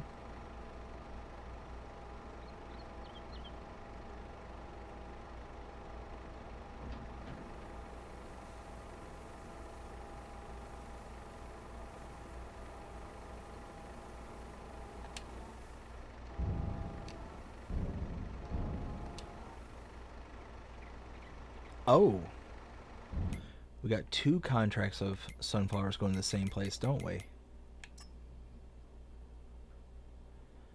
Well, if that's the case, then I'll just do that. Just dump it all in there, might as well. So we'll make it up on the second contract. And then what I'll do is I'll just park this right here. Alright, so this one is done. Let's go ahead and... Oh, and it looks like this is all done too. Nice.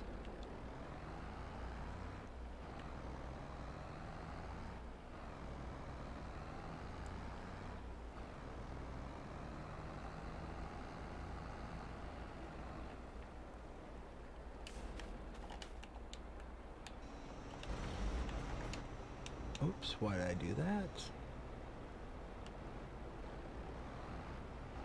So, number 18... Are all these going to? Oh, they all are going. Okay. Well then. Yeah, and all of them were sunflower too. Nice. Alright, so let's turn that off. Alright, we're going to take this over there. Get this all turned in. And then the third contract, which is over by the farm, that one's the one we'll have to be careful with.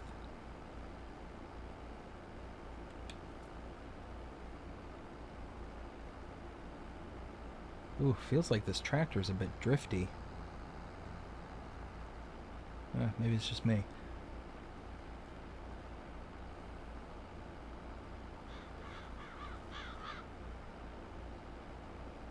So everybody who's still out there, let me know what you think of the Valley of the Old Farm series so far.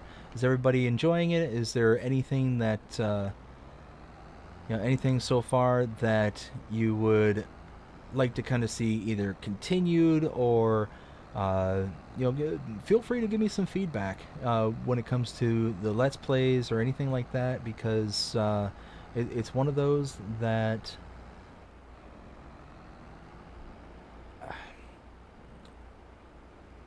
I don't always whoa, yeah, okay, so it's definitely not me. This is definitely drifty. I'm thinking just the tractor is too small for the trailer. Um, but I don't necessarily, think of everything that could possibly be done in a Let's Play. Um, so it's one of those that, if there's any kind of suggestions or any kind of, feedback that, can be gained, I'd certainly love to hear any kind of, suggestions or feedback. And Crimea River and Dust Bunny, I mean, you two are very awesome about being able to respond to the episodes and let me know that you enjoyed them, and I greatly appreciate it. So don't think that you know uh,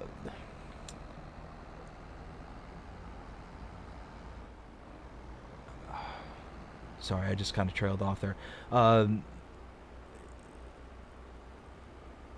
Thank you very much for being so active in the community, and let me know what you all think about the episodes, about the channel, and all that. And you know the way I see it is that the more feedback I get, the more people that respond, that comment and whatnot to the channel, it offers me the opportunity to be able to grow, to be able to learn, be able to try new things out, because I have a really bad habit of falling back onto kind of the same same old kind of stuff. And I don't necessarily want to do that, simply because eventually the content might get stagnant or boring. So I want to be able to make sure that not only what I'm doing is providing a good story, but also being able to provide the tools and information that is going to, again, bring value, kind of thing. And that's always what I try to do with all my content, is making sure that I bring value. Let's park this here. And now we're on to the big one.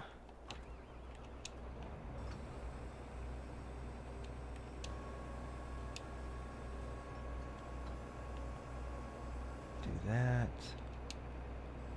Unhook this. Oh, hey, there's a car. There's a car.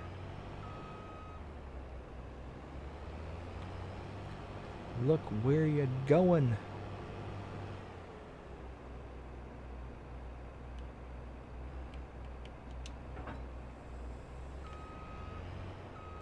All right. Unfold this massive John Deere.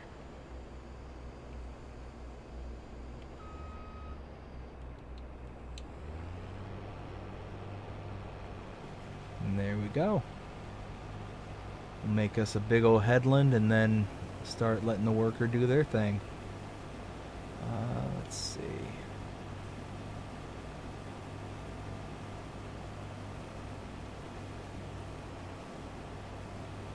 I absolutely love this map, and I'm enjoying the content you bring us. Well, thank you, Crimea River. I really do appreciate that. Oh, did I just miss some product right there?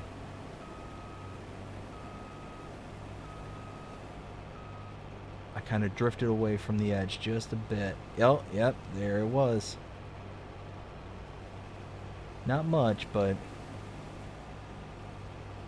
every little bit counts.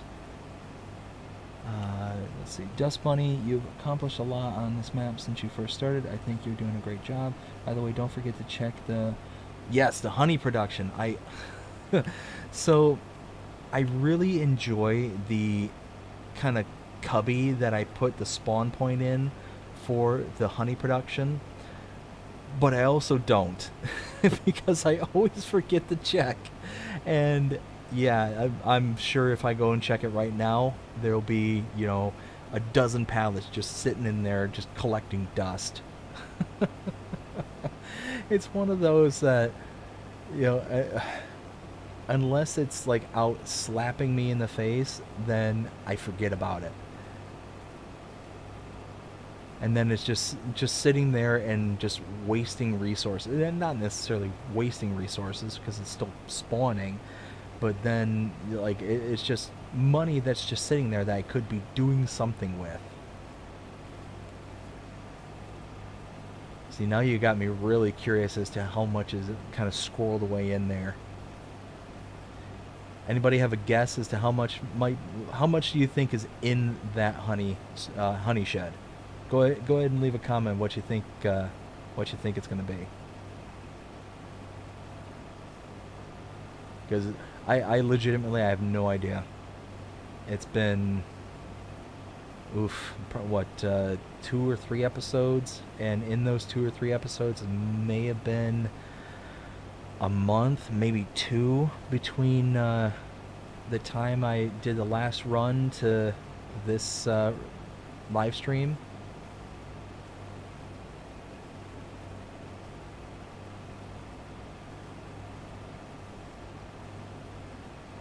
I know we'll definitely find out, because once I do this last headland, or this one headland, this is such a wide header, I only need to do one. I'll turn the worker loose, and then I'll run over to the honey shed.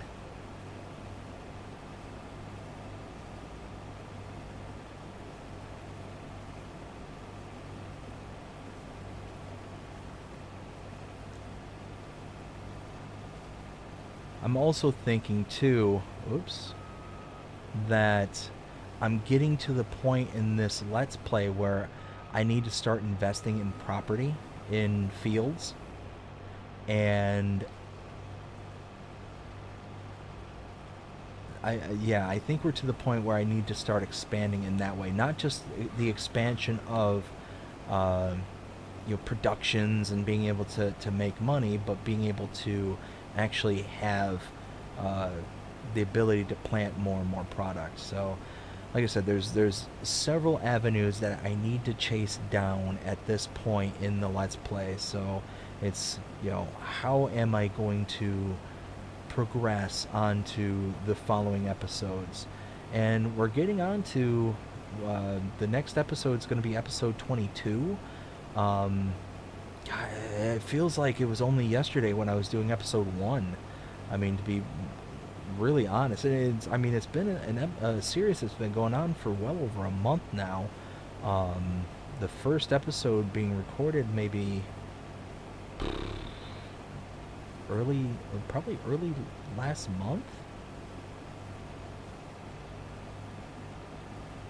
Now I'm rather curious as to the specifics of that. Let's see, Dust Bunny, I'm going to guess at least 16. Don't forget to take a drink of water or something. You've been streaming for quite a while and need to stay hydrated. Yes, I do have it's a 64-ounce kind of growler full of water right here next to me. I've been sipping away at it. Those couple of occasions where I stopped flapping my lips and take a drink. Crimey River, you're gonna say 22? Okay. And then Dust Bunny, how are the pigs doing? Haven't seen them lately. Are you still making pig food? Yes. So I'm actually making pig food on 2 separate sources now. The refinery as well as the grain mill. And the refinery, as I mentioned before, is reinforcing the grain mill to be able to power it using the electricity that it's producing. So that is why I'm taking all the leftover product that I get from all these contracts directly to that grain mill. Is one, because I'm already producing energy and pig food and compost from the sugar beets from my personal farm. All the kind of contract leftovers are going to then go to support the grain mill, and that's going to produce the stones, flour, and pig feed. And actually, so we'll check out two things once I get this headland complete. We'll check out the honey the honey storage, as well as the production points, because those have been chugging along ever since we first hopped on this live stream. But yeah, the pigs are doing fantastic. Actually, we can kind of check those out just real fast. So yeah, you can see here, right now we've got 20 of them. They've got about half full on their pig feed, very low on their straw. I need to, get some straw over to them to be able to fill that out. Let's see.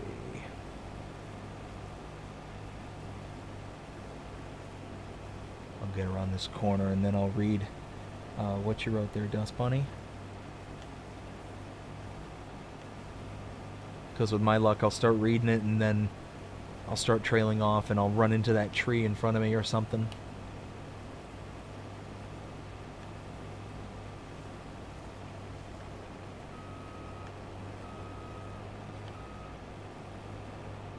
Oh, trees. There we go.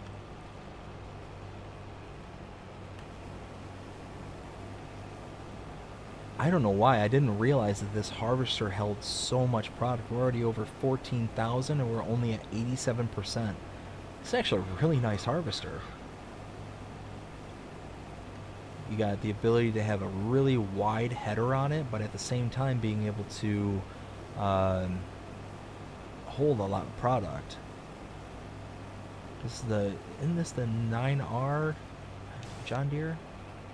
Oh, X9. That's what. Yeah, the X9. All right, so let's go over here real fast,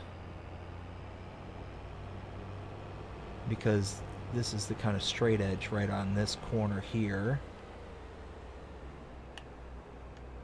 We'll follow this around. And we'll leave a bit of an overhang so that any kind of work being done isn't missed. Let's grab this trailer here.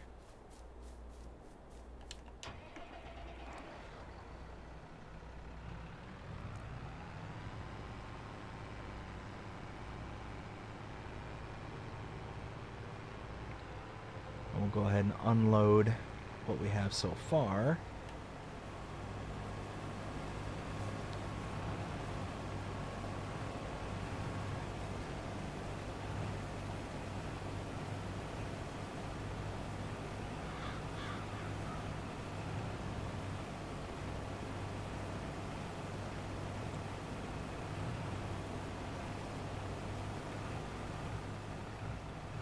And this should be good enough to let kind of run around for a little while we go and check on those items I was talking about.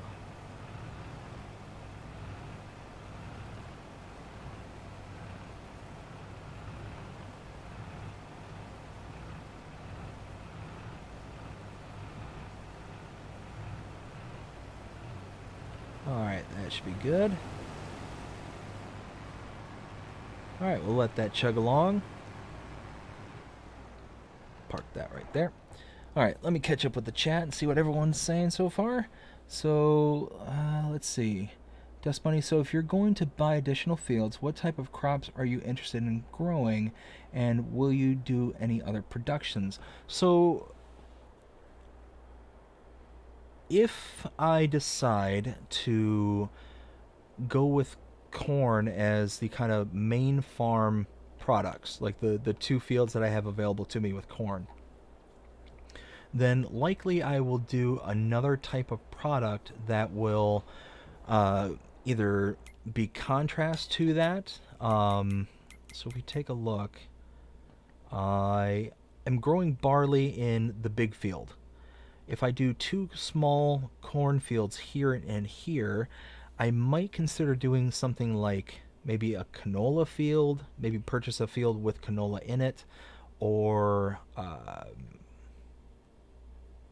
as kind of the antithesis of both the barley and the corn.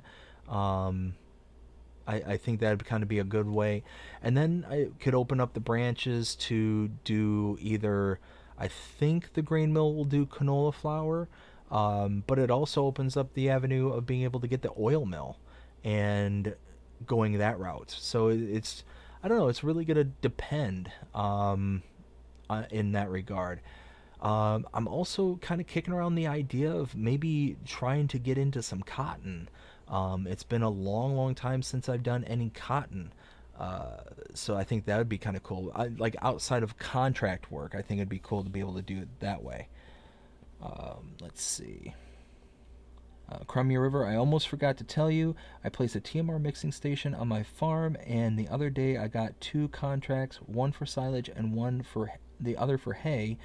Well, it started to take the bales to the TMR station. Yeah, so if you create a production point, then sometimes the contracts will actually update and recognize that as a delivery point. Um, and I've actually I've actually been burned by that a couple of times, to where you're supposed to bring a bale contract, or you're supposed to have a bale contract, and then you'll take the bale to a production point that you installed, and it doesn't accept bales. That's burned me once or twice. So that's something to keep in mind when you're placing down certain production points. Let's see. Dust Bunny, that's cool. Which TMR mixer are you using? Are you able to utilize the silage and hay in the TMR mixer once you deposit them? Crimea River, and of course, I go looking all over the map and finally figured out it was one I placed. Anyways, I got the bales to the TMR, and when it, whoops, my mouse is in the way, and when it took it all, I was able to place the rest in my loft. Yeah. Oh, that's awesome. Yeah, because that's the one really cool thing about this, how it incorporates those production points into the contract system, is you often have the ability to then, like,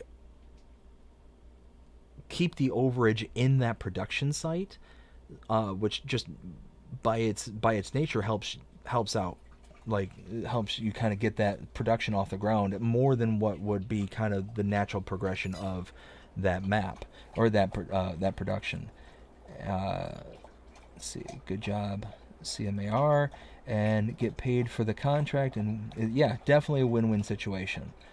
Dust Bunny, just be aware, if you do cotton, one of the harvesters will allow you to unload yes, so it's one of those that I don't mind the round bales for personal use, because what will just happen is that if you have any leftover product for personal use, it'll then just be chambered in for the next harvest. So as you continue to do additional cycles, you don't necessarily miss out on product like you do for a contract.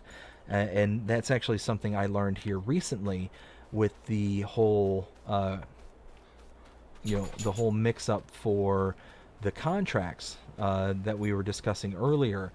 The round baler, because it doesn't eject partial bales, I don't think I will ever use a round baler again if I have the ability to use a square baler for a contract, just because of how badly that burned me on that episode. I basically had to purchase the entire overage for that I would have gotten. I had to use all that money to purchase to complete the contract, which really kind of stung. So it's just one of those that yeah, I could get the square baler and do a partial bales, but I mean, me personally, like I said, I'm not too terribly afraid to use the round baler when it's for personal use and not for contracts.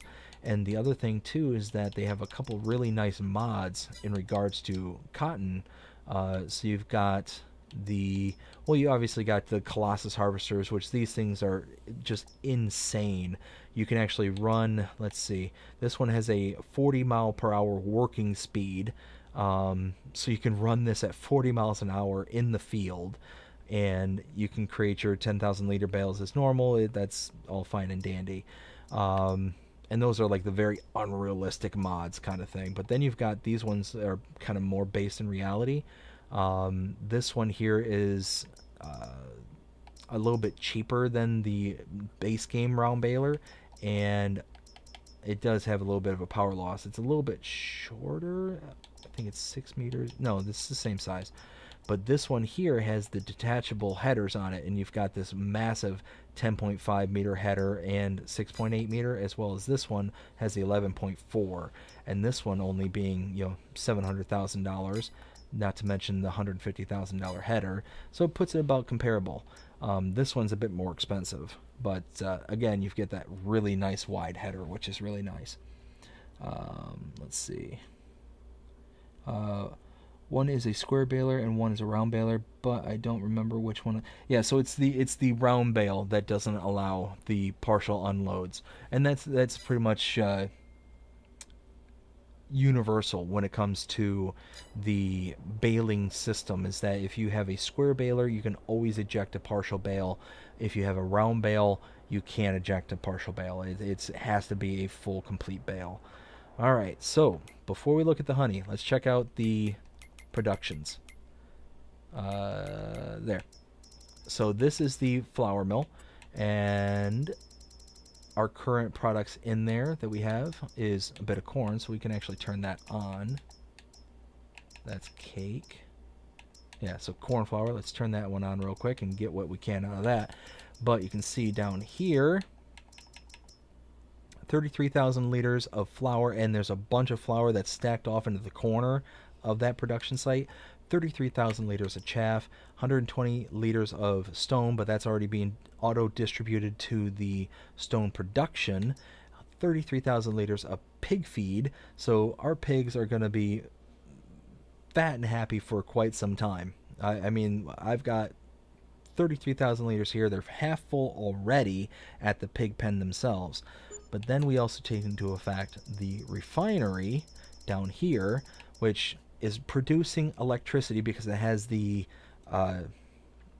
windmills on the top that are always constantly producing energy. So you can see this is you know, a 0 to 25 ratio, so it's producing electricity as a base.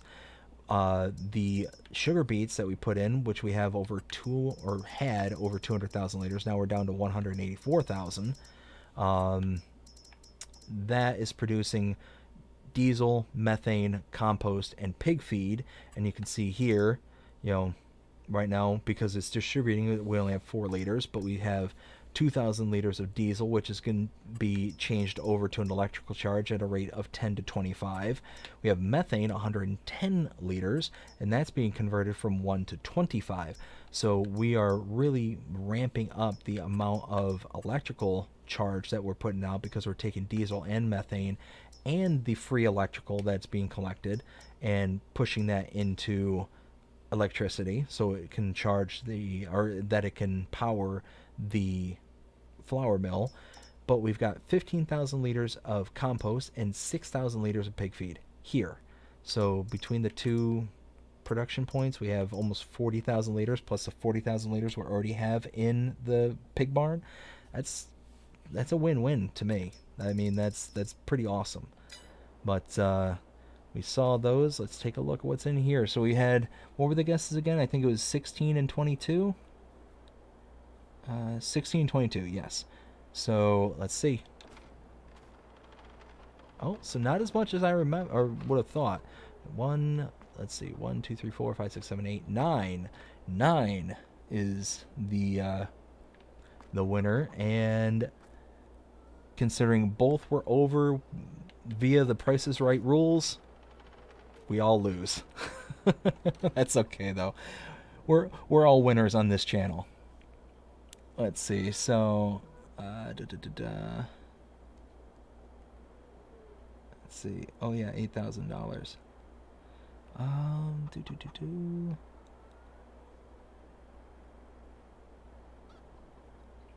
Let's see. The Colossus will not allow you to unload partial baler. Yes, so that's correct, because it's technically a round baler. It doesn't allow you to unload partials. The modder has contacted Giants because it's something to do with the last game update messed it up. So far, Giants has not corrected the problem. Oh, really? I didn't. So there was a point where we could unload partial round bales. Is that or am I misunderstanding?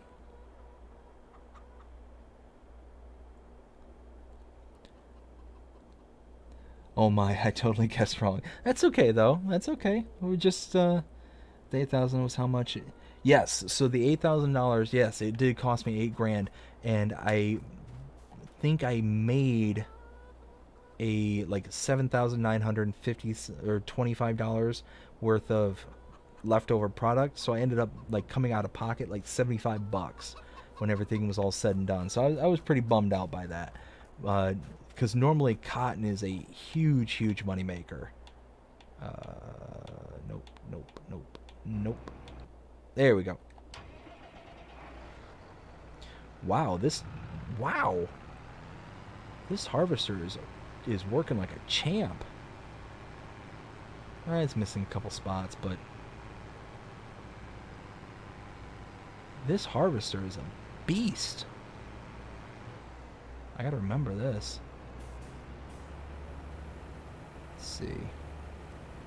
Chris asked the modder of the Colossus said his cotton harvester was created to unload partial bales. I don't know if the Colossus is a round. So the Colossus cotton harvester is a round baler. Oh, now I've got to take this to deliver. Yeah, I mean it's leaving a couple little scraggly bits, but I mean it's not bad. Oh, ooh, okay. Okay. Ooh. Ooh. Okay. I may have been may have been too quick to pay it compliments, but that's more the AI worker. That's not the harvester.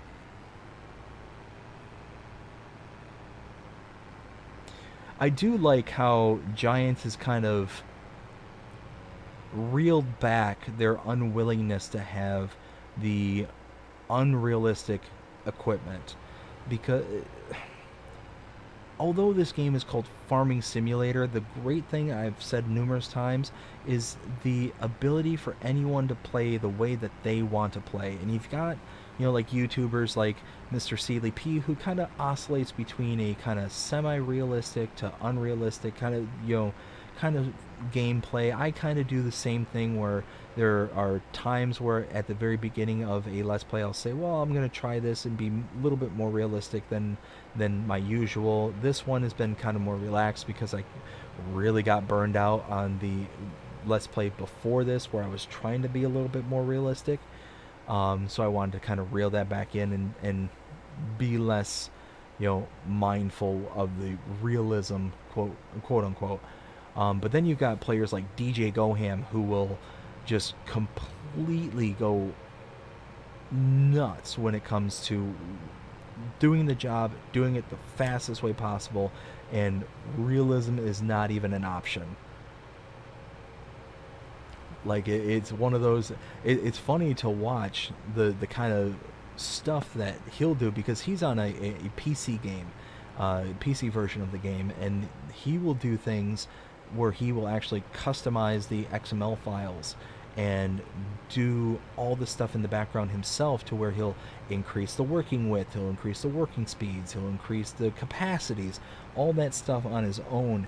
And it's really funny just to see how, you get this, let's say a forage wagon where you're picking up grass and it's picking it up a mile away, kind of thing. It's funny to see, and just his personality is so infectious that it's funny to see his personality plus the unrealistic way that he plays. It's very entertaining.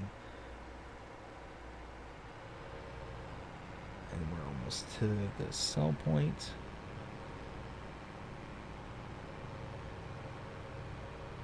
Let's see. I think Giants got a lot of feedback from players saying they wanted. Yes, so I could absolutely see that. There were definitely players, and again, that's the great thing about this game is play it however you want, you know. And I'm really glad that Giants took that feedback and let people kind of run with it, because there's certain game developers out there who would basically just tell you to pound sand kind of thing. Just, get away. We're not gonna, we're gonna put out whatever game we want to put out, and you can either buy it or not, kind of thing. But Giants, it just seems like it's a rare thing to find a gaming company that is so connected to its gaming base, that's so willing to be there to, you know, just put out a game that is for the most amount of people, that is for, I mean financially, and from a kind of business standpoint, it makes sense. You want to be able to fold in the most amount of people as possible into your game. And being that this isn't a game like Call of Duty, or one of the like really uber popular games where you're going to get millions upon millions upon millions of players, year in, year out, this game is obviously, a very, very popular game, and I'm not saying that it's not, but it's, definitely got, it definitely has its archetype, like its actual player type. It's going to take that certain player. Not everybody's going to be like, ooh, Farming Simulator, let me jump on that kind of thing. To where you're gonna get like the like I said before, the Call of Duties. Those are gonna be like the big time popular ones. You're gonna get your your sports games like your Madden, Madden football, or your FIFA soccer if you're more kind of around the world kind of thing. Those are gonna be like the big money maker kind of games that sell, and that are going to produce kind of the big things. But those also tend to be the least amount of flexible when it comes to the player feedback. And I really like that Giants on their webpage has a mechanism that will allow you to be able to tell them when something is either amiss, has gone wrong, has some kind of issue with the mod hub, or with a mod, with a map, whatever. And it's not often that you have that with a gaming company, or with any kind of more popularized game. You're basically at the mercy of the developer, and it's a breath of fresh air when you get that kind of dedication, and that kind of passion and love for this, not for just this franchise, but just for a game in general. When you actually find a company that's willing to put in the time, effort to understand what it is that their players want, and be able to be responsive to it, is just next level awesome, in my opinion. And that's another reason why I absolutely adore this game, is that there's just so much of a community that's built around it.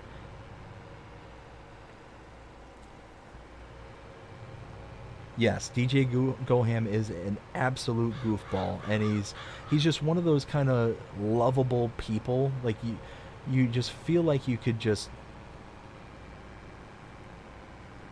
really just kind of get along with, kind of deal. Just that kind of very, like I said, just a very infectious kind of personality. Oh, it's full again. Huh, okay.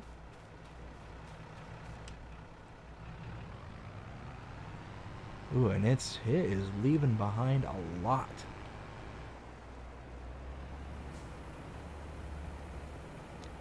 Yes, the high energy is absolutely contagious, 100%. Um, I saw a couple of his kind of collaborations uh, with other YouTubers, and I think the one I saw recently was with Farming Cop. And that one, it was just funny because you could tell he's just sitting there in the background, and Farmer Cop is doing his thing with his channel, and all of a sudden DJ is just hooting and hollering in the background, and just, he's having a good old time. And then he says something that just is, a typical DJ kind of thing to say. Just, caught both of them all off guard, and oh, that's what it was. That's what it was. So there was some kind of issue going on with Farmer Cop where the miles per hour, like the game had glitched, and the miles per hour was starting getting into the high 70s. And it was with some kind of tractor. It was getting the high 70s, and then the triple digits, and then the quadruple digits, and it just kept going up and up and up and up, and all of a sudden it got into like the 20,000, 30,000, 40,000, like this ridiculous speed, and they're just sitting there just hooting and hollering in the background and just having a good old time. It was just absolutely hilarious. I was just rolling listening to them two just kind of going, and Farmer Cop, he's kind of more like, he's got that kind of goofy demeanor to himself as well, like with his crash counters and things like that. But DJ is like a whole nother level of energy. Let's see. So we've got how much to go on this contract?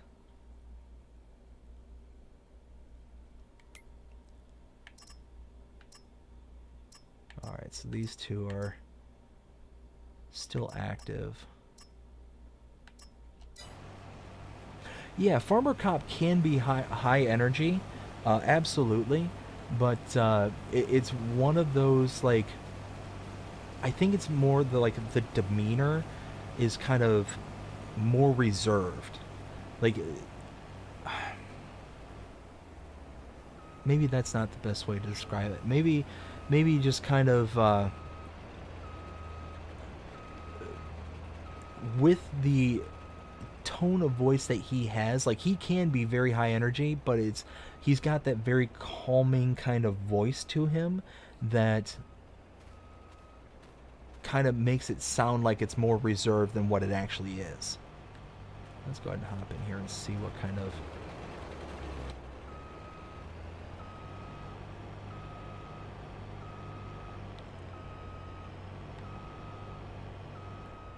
There we go.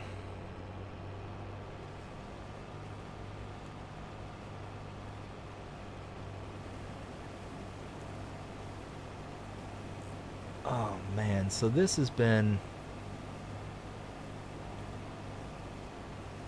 a very productive stream. We've gotten several contracts done, got a chance to hang out and chat with everybody, and I tell you what, I absolutely love being able to hop on here, interact with everybody, being able to just, see how everybody's doing, what's new, kind of thing. I tell you what, it's just, I've had such a ball with doing YouTube and making the videos and doing the content that I do. I've met such amazing people. I've gotten to have such great conversations, and I keep saying it, but it just makes me really look forward to the future. Continuing to put in the time and effort that's required for this channel to be able to bring the content that I've put out up until this point, and just have really just had such a fun time being able to do this. It's, it truly is a blessing to be able to do what it is that I'm doing here. And I hope that one day that this continues to grow, that I can start bringing even more content, better content, whatever shape that takes. I really hope that this continues down the trajectory that it's been going, and I keep seeing the channel grow and grow and grow. Subscribers are growing, able to just kind of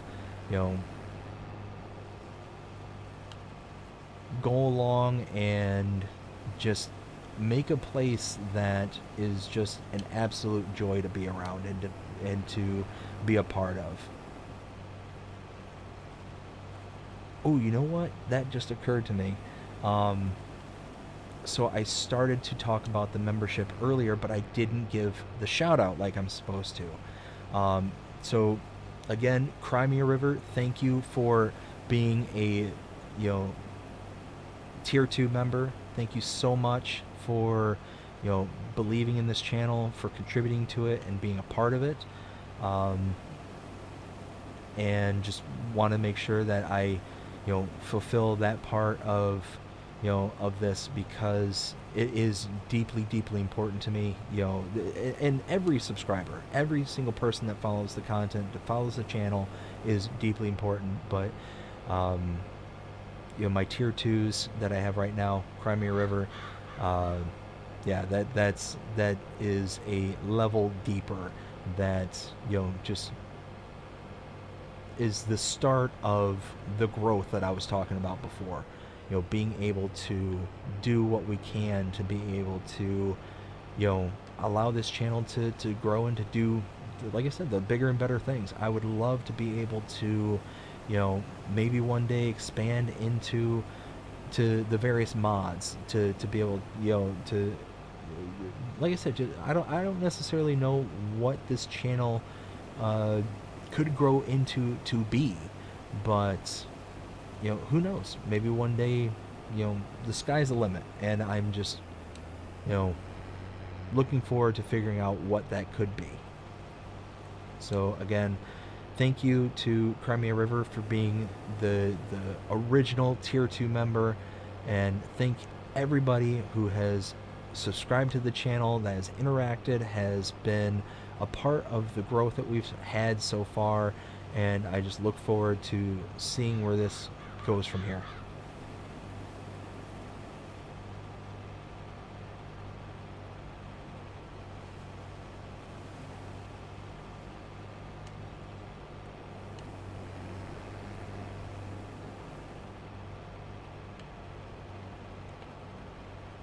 So we are just about done with this particular contract. Let's see, do we have any other harvesting contracts? Whoops. Oh, these are all like, these are the big ones, the sugar beets and potatoes. I'm going to avoid those right now, because those take forever.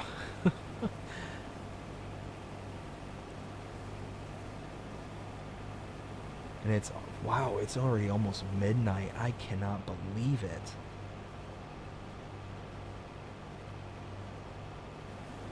Time truly flies when you're having fun, and like I was saying before, it's so much fun doing this, being able to hang out with everyone here, being able to just interact and have this kind of real-time, conversation that we get to have.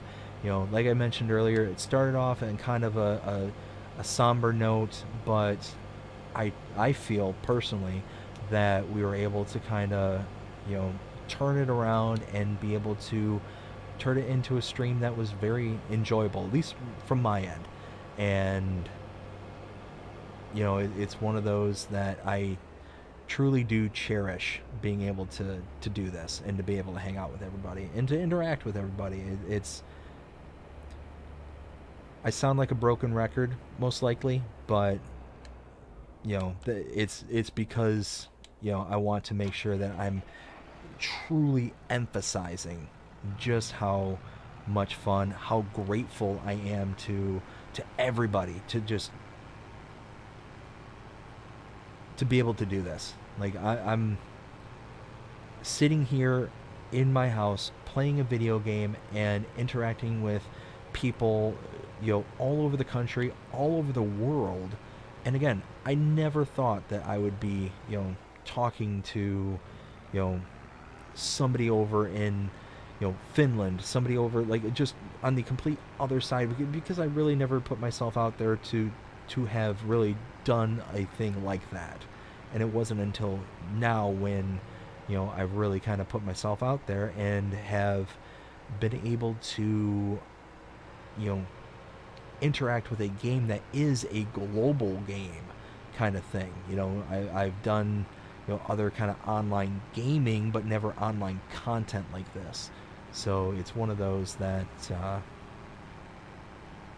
it's humbling. It's inspiring in a way, and really motivating, and motivates me to really want to continue to work hard, and to continue to continue to meet amazing people out there, to build this community, and to bring content, as I kind of have stated as kind of my mission statement, that is entertaining, informative, and is just a great place to be. At the end of the day, that's what I'm striving for with this channel, is having a place that is going to be fun for everybody to be in. Even those people, like I've gotten messages from people who are like, I've never seen this game, I have no idea what it is, but it looks fun. It looks like it could be fun. And I've had friends, like in my personal life, where I have discussed this game, brought it to their attention, and there's one friend in particular who, she was a YouTuber for a little while, and has since given it up due to some bad experiences that she had. And she was so excited for me to be able to start doing this, to make the channel, and to be able to like kind of forge a path in the YouTube space. And I brought this game to her attention because she was making a lot of content in I think it's called Farmville. I think it's like a Nintendo Switch game, and she was making all this content and doing her own thing, and she took interest in this because the concepts are relatively similar. You're kind of creating your farm and doing it's more kind of cartoony, as that game is more kind of, I think, made for children, if I'm being fair. Oh, there we go. And this is more of a simulation kind of game. But I was showing it to her, and she was really kind of marveling in the graphics, in the realism, in the ability of not being realistic kind of thing. So it was just, it was very satisfying to be able to bring this to people who have never seen this. And I actually discovered this game through a content creator called Markiplier, who plays all sorts of different games. And what drew me to this was he was playing this, I think it was FS19, with a couple of friends of his, and kind of drew me into the whole the game itself. So it was really kind of fun to see a content creator like him to play this game, who never played anything like this before, as far as I'm aware, and if I'm remembering the content properly, and then just kind of figuring it out from scratch kind of thing. And all three of them were just figuring it out from scratch. They had no idea what they were doing, and eventually kind of were doing things.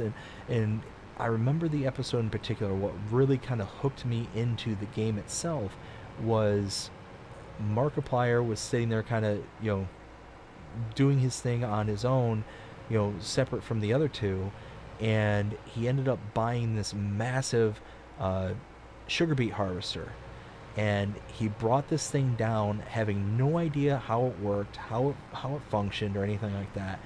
And he's sitting there just mashing away at buttons, just sitting there, click, click, click, click, click, doing, following the window prompts and all this stuff, and just not understanding what any of it meant. And I'm sitting there just laughing my head off because, I just found it entertaining. But at the same time, he was, just going through the natural learning progression that is involved with any game. And he brought this harvester down, and the reaction that the other two gave him, because he said, "I'm in this machine," and they started freaking out because what they had done is they had pooled all their money together, and they had no idea that Mark ended up buying all this equipment until all of a sudden he comes rolling around, and all of a sudden they see the screen flash with the minus 400 some odd thousand, and they're like, "What did you do?" And he's just sitting there like, "I bought a thing." And he comes rolling up, and it's like, "That's not a thing, that's a massive piece of equipment." They're all just freaking out. It's like, "Why would you buy this? Why? We only had X amount of money." And he's like, "Because this said that this would do a job that we needed to do," and they had sugar beets that were ready to harvest. So he's sitting there, trying to figure it out, and then all of a sudden he realizes, "Oh, hey, there's such a thing as crop destruction."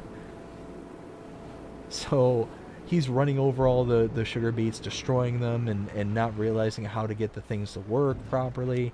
And at the end of the day, that's what sold me on this, is just seeing the gameplay, seeing how much fun it was, when they were having it, and eventually, kind of folded me into it. There we go. So that, boop, boop, boop, all that is done.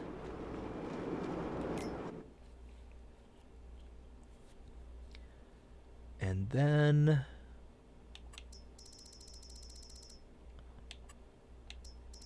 nope, down here.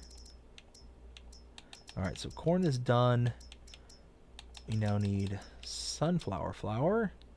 There we go. And look at that chug away. Let me catch up on some of these on the comments. Let's see. Time flies when you're having fun. Absolutely. I truly enjoy interacting with both of you. Well, as I mentioned, I feel the exact same way. Here we go. We're all caught up. And let's see. It is 3 minutes to midnight. So I think this will be a good part where we can just kind of start winding down the whole live stream. I want to thank everybody who showed up so very much. Had an absolute ball, as I mentioned earlier. Have a great time with interacting with everybody, and I hope that everybody enjoyed the live stream. I hope that everybody comes back for the next one that I do. I'm not 100% certain if we're going to do another live stream next, or if we're going to do an episodic. We'll see how that kind of works out. And it also is going to depend on what Giants releases as a way of maps tomorrow. So just to kind of give everybody just kind of a general overview as to how things tend to work. So based on what Giants releases throughout the day, if they release map updates, then what I can typically fit in is map updates generally are very, very short to record and are, something that I can very quickly churn out. So if a couple of map updates come out, then I can not do the updates, and I can either do an episodic or live stream depending on where we're at. If a map tour, like a brand new map, loads onto the mod hub, then I typically can only do the map tour. There's so much stuff that goes into the tours, in both the kind of recording as to what elements are needed to be able to relay on to everybody else, and all that stuff. There's just so much build up to it that's really the only thing that can be done in the amount of time that I have available to me. So that's typically what determines the schedule for the day, is what Giants kind of does on their end. So all in all, depending on how things go tomorrow, there might be another live stream, or potentially an episodic. I think there'll most likely be a live stream, because I don't think I have enough money kind of squirreled away right now to be able to kind of flow into the next episodic.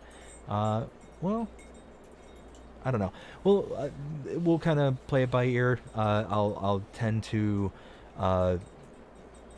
to around 12 o'clock, once the mods kind of hit the mod hub, immediately thereafter I try to put out if I'm doing a live stream or not. So I try and give several hours of notice prior to live stream. So it gives the opportunity for the most amount of people to join. But again, thank you all so very much. I hope everybody has a fantastic night. Dust Bunny, Crimea River, The Forge, Jody, thank everybody. Thank you all for coming by, hanging out, and I look forward to seeing you all again next time. Have an amazing night. Take care. Good night. And have a fantastic day. We'll see y'all later.